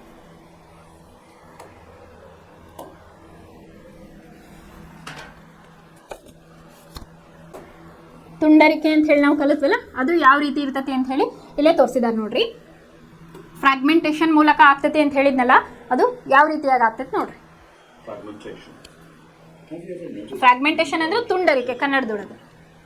These are algae. Algae reproduce asexually by fragmentation. Algae ಶೈವಲಗಳು. Breaks up into small fragments, and these fragments grow into individuals. Fragmentation is the process of breaking of a mature organism into two or more fragments. ಇಲ್ಲೇನಾಯ್ತು, ಆ fragmentation ಅಂತ ಏನು ತೋರಿಸಿದ್ರಲ್ಲ, ಅದು separate ಆಗಿ ತುಂಡರಿಕೆ ಆಗಿ ಹೊಸ ಒಂದು ಸಂತಾನೋತ್ಪತ್ತಿಯನ್ನ produce ಮಾಡ್ತೈತಿ. Further cycle.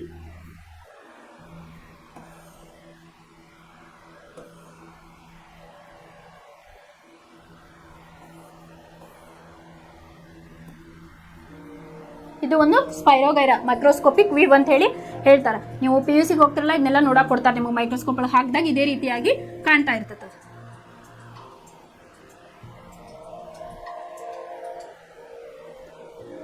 ಇವೇನದವಲ್ಲ, ಇವು ತುಂಡರಿಕೆ ಆದ್ವಂದ್ರೆ ಏನಾಗ್ತದಪ್ಪ ಅಂತಂದ್ರೆ ಹೊಸ ಒಂದು ಸಂತಾನೋತ್ಪತ್ತಿಯನ್ನ ಅದು ಪ್ರೊಡ್ಯೂಸ್ ಮಾಡ್ತತಿ ಅಂತ ಹೇಳಿ.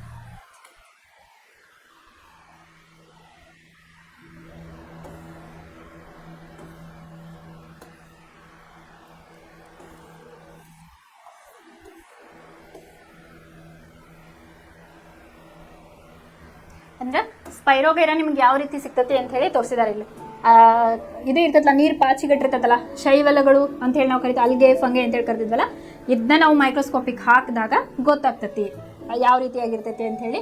ಅದು ಮೈಕ್ರೋಸ್ಕೋಪಿಕ್ ವ್ಯೂ ಯಾವ ರೀತಿ ಇರ್ತದೆ, ಇದನ್ನ ಅವ್ರು ಏನು ಮಾಡ್ತಾರೆ, ಮೈಕ್ರೋಸ್ಕೋಪ್ ಒಳಗೆ ಹಾಕ್ತಾರೆ. ಆವಾಗ ಅದು ಆ ರೀತಿಯಾಗಿ ನಾನು ನಿಮಗೆ ತೋರಿಸಿದ್ನಲ್ಲ ಆಗಲ್ಲ ಒಂದು ಪಿಕ್ಚರ್, ಆ ರೀತಿಯಾಗಿ ಅಂದ್ರೆ ಹೈ ರೆಸೊಲ್ಯೂಷನ್ ಅಂದ್ರೆ ಲೋ ರೆಸೊಲ್ಯೂಷನ್ ಅಂತ ಹೇಳಿ ಇರ್ತೈತಿ ಮೈಕ್ರೋಸ್ಕೋಪ್ ಒಳಗೆ. ಅಲ್ಲಿ ಸೆಟ್ ಮಾಡಿದಾಗ ಇದು ಒಂದು ನಮಗೆ ಯಾವ ರೀತಿ ಕಾಣ್ತತಿ ಅಂತ ಹೇಳಿ ಹೇಳ್ತಾರೆ. ಅದು ತೋರಿಸ್ತಾನೆ ಮೈಕ್ರೋಸ್ಕೋಪ್ ವ್ಯೂ ಒಳಗೆ ಯಾವ ರೀತಿ ಇರ್ತೈತಿ. The algae in this jar of palm water ಇಲ್ಲೇನು ತಂದಿರ್ತಲ್ಲ ಇದು ನೀವು ಹೈಯರ್ ಸ್ಟಡೀಸ್ ಹೋದಾಗ ಏನು ಮಾಡ್ತಾರೆ ಇದನ್ನೆಲ್ಲ ನಿಮ್ಮ ಕಡೆ ಕಲೆಕ್ಟ್ ಮಾಡಕ್ಕೆ ಹೇಳ್ತಾರೆ. ಹೆಂಗೆ ಹೋಗ್ತಿರಲ್ಲ ಅಲ್ಲೇ ಕಲೆಕ್ಟ್ ಮಾಡ್ತಾರೆ. ಅದನ್ನ ಒಂದು ಸರ್ಟನ್ ಕೆಮಿಕಲ್ ಒಳಗೆ ಪ್ರಿಸರ್ವ್ ಮಾಡಿ ನಿಮ್ಗೆ ಪ್ರಾಕ್ಟಿಕಲ್ ಕ್ಲಾಸಸ್ ಇರ್ತಾವೆ. ಪ್ರಾಕ್ಟಿಕಲ್ ಕ್ಲಾಸಸ್ ಒಳಗೆ ಏನು ಮಾಡ್ತಾರಪ್ಪ ಅಂದ್ರೆ ಅವರು ಹೇಳ್ತಾರೆ ಯಾವ ರೀತಿಯಾಗಿ ಸೆಕ್ಷನನ್ನು ಮಾಡಬೇಕು, ಯಾವ ರೀತಿಯಾಗಿ ಸ್ಲೈಡಿಗೆ ಹಾಕಿದ್ದ ಮೈಕ್ರೋಸ್ಕೋಪ್ ಒಳಗೆ ನೋಡಬೇಕು ಅಂತೇಳಿ. ಈ ಸ್ಪೈರೋಗೈರಾ ನಾವು ನೋಡಿದಾಗ ಹೆಂಗೆ ಕಾಣಿಸ್ತಪ್ಪ ಅಂತಂದ್ರೆ ನಾವು ಕಾಲೇಜ್ ಟೈಮ್ ಒಳಗೆ ಅದು ಇಲ್ಲಿ ತೋರಿಸ್ತಲ್ಲ ಇದೇ ರೀತಿಯಾಗಿ ಕಾಣಿಸ್ತದೆ ನಾವು. we're going to take a look at some under a microscope. This algae is pretty common. ಈ ಥರ ಒಂದು ಸ್ಲೈಡ್ ಇರ್ತೈತಿ. ಸ್ಲೈಡ್ ಒಳಗದು ಥ್ರೆಡ್ ಲೈಕ್ ಸ್ಟ್ರಕ್ಚರ್ಸ್ ಇರ್ತೈತಿ. ಅದಕ್ಕೆ ಏನು ಮಾಡ್ತಾರೆ ಕವರ್ ಗ್ಲಾಸನ್ನು ಹಾಕಿ ಅಂಡರ್ ಮೈಕ್ರೋಸ್ಕೋಪ್ ಇಟ್ಟಾಗ Waters that are dense in minerals and nutrients. ಈ ರೀತಿಯಾಗಿ ನಿಮಗದು ಕಾಣ್ತಾ ಹೋಗ್ತೈತಿ. ಸ್ಪೈರೋಗೈರಾ ಹೆಂಗೆ ಕಾಣ್ತದಪ್ಪ ಅಂತಂದ್ರೆ ಈ ರೀತಿಯಾಗಿ ಫ್ರಾಗ್ಮೆಂಟೇಷನ್ ಇದ್ದಿದ್ದು ಕಾಣಿಸ್ತೈತಿ. ನೆಕ್ಸ್ಟ್ ಇದು ತುಂಡರಿಕೆ ವಿಧಾನದಿಂದ ಸಂತಾನೋತ್ಪತ್ತಿಯನ್ನ ಆರಂಭವನ್ನ ಮಾಡ್ತೈತಿ. So what look like small green hairs to the eye. They're sometimes found on the surface of the water, suspended by tiny oxygen bubbles they create during photosynthesis. Spirogyra, also known as pond silk or water silk, gets its name from the spiral. ಇಲ್ಲಿ ತೋರ್ಸತ್ತೆ moment ಮಾಡಿ ನೀವು ಅದನ್ನ ನೋಡ್ಬೋದು ಯಾವ ರೀತಿಯಾಗಿ ಅದು structures ಇರ್ತೈತಿ ಅಂತ ಹೇಳಿ ನೀವು ನೋಡ್ಬೋದು. ಇದು ಇನ್ನು ಡೆಪ್ತ್ ಆಗಿ ನಿಮಗೆ ತೋರ್ಸಾತಾರ ಅವ್ರು ಬಬಲ್ ಲೈಕ್ ಸ್ಟ್ರಕ್ಚರ್ಸ್. ನೀವು ಹೆಂಗೆ ಹೈ ರೆಸಲ್ಯೂಷನ್ ಹಾಕ್ತಿರಲ್ಲ ಅದು ಹಂಗೆ ನಿಮಗೆ ಕಾಣ್ತಾ ಹೋಗ್ತೈತಿ. Reveals a ton of these little circular structures called pyrenoids.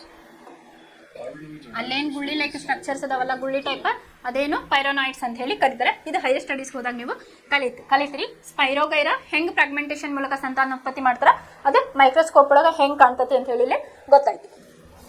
ನಾವು ನೋಡಿದ್ವಿ ವೆಜಿಟೇಟಿವ್ ಪ್ರೊಪಗೇಷನ್ ಅಂತ ಹೇಳಿ ಎಲೆಯ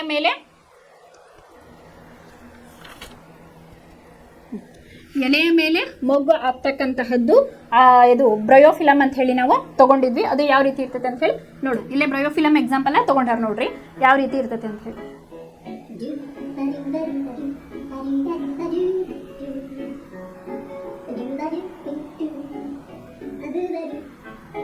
ಬ್ರಯೋಫಿಲಮ್ ತಗೊಂಡ್ರು ಇಲ್ಲೇ ಅಲ್ಲೇ ಸಣ್ಣ ಸಣ್ಣದು ಬೆಳೆದಿತ್ತು. ಅದನ್ನ ಮತ್ತೆ ಅವರು ಹಚ್ಚಿದಾಗ ಅದೇನಾಯ್ತು ಮತ್ತೆ ಬ್ರಯೋಫಿಲಮ್ ಬೆಳೀತಲ್ಲಿ 10 days ಒಳಗಡೆ. ಇಲ್ಲಿ ನೋಡ್ರಿ ಅಬ್ಸರ್ವ್ ಮಾಡ್ರಿ. ಇಲ್ಲಿ ನೋಡ್ರಿ ಸಣ್ಣ ಇಲ್ಲಿ ತುಂದಿಗೆ ಏನಾಗೈತಿ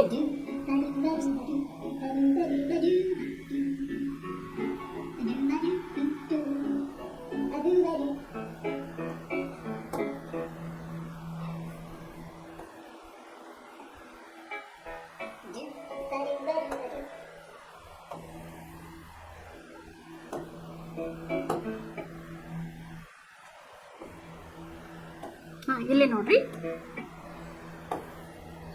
ಇಲ್ಲೇ ಏನಾಗೈತಿ ಎಲೆ ಒಳಗಡೆನೆ ಒಂದ್ ರೀತಿ ಇನ್ನೊಂದು ಸಸ್ಯ ಬೆಳೆದಂಗೆ ಇಲ್ಲಿ ನಿಮಗೆ ಕಾಣಿಸ್ತತಿ.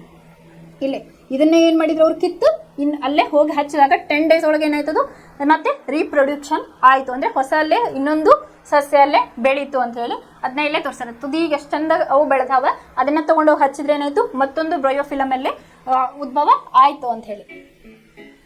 ಅದು ಇದು ಬ್ರಯೋಫಿಲಮ್.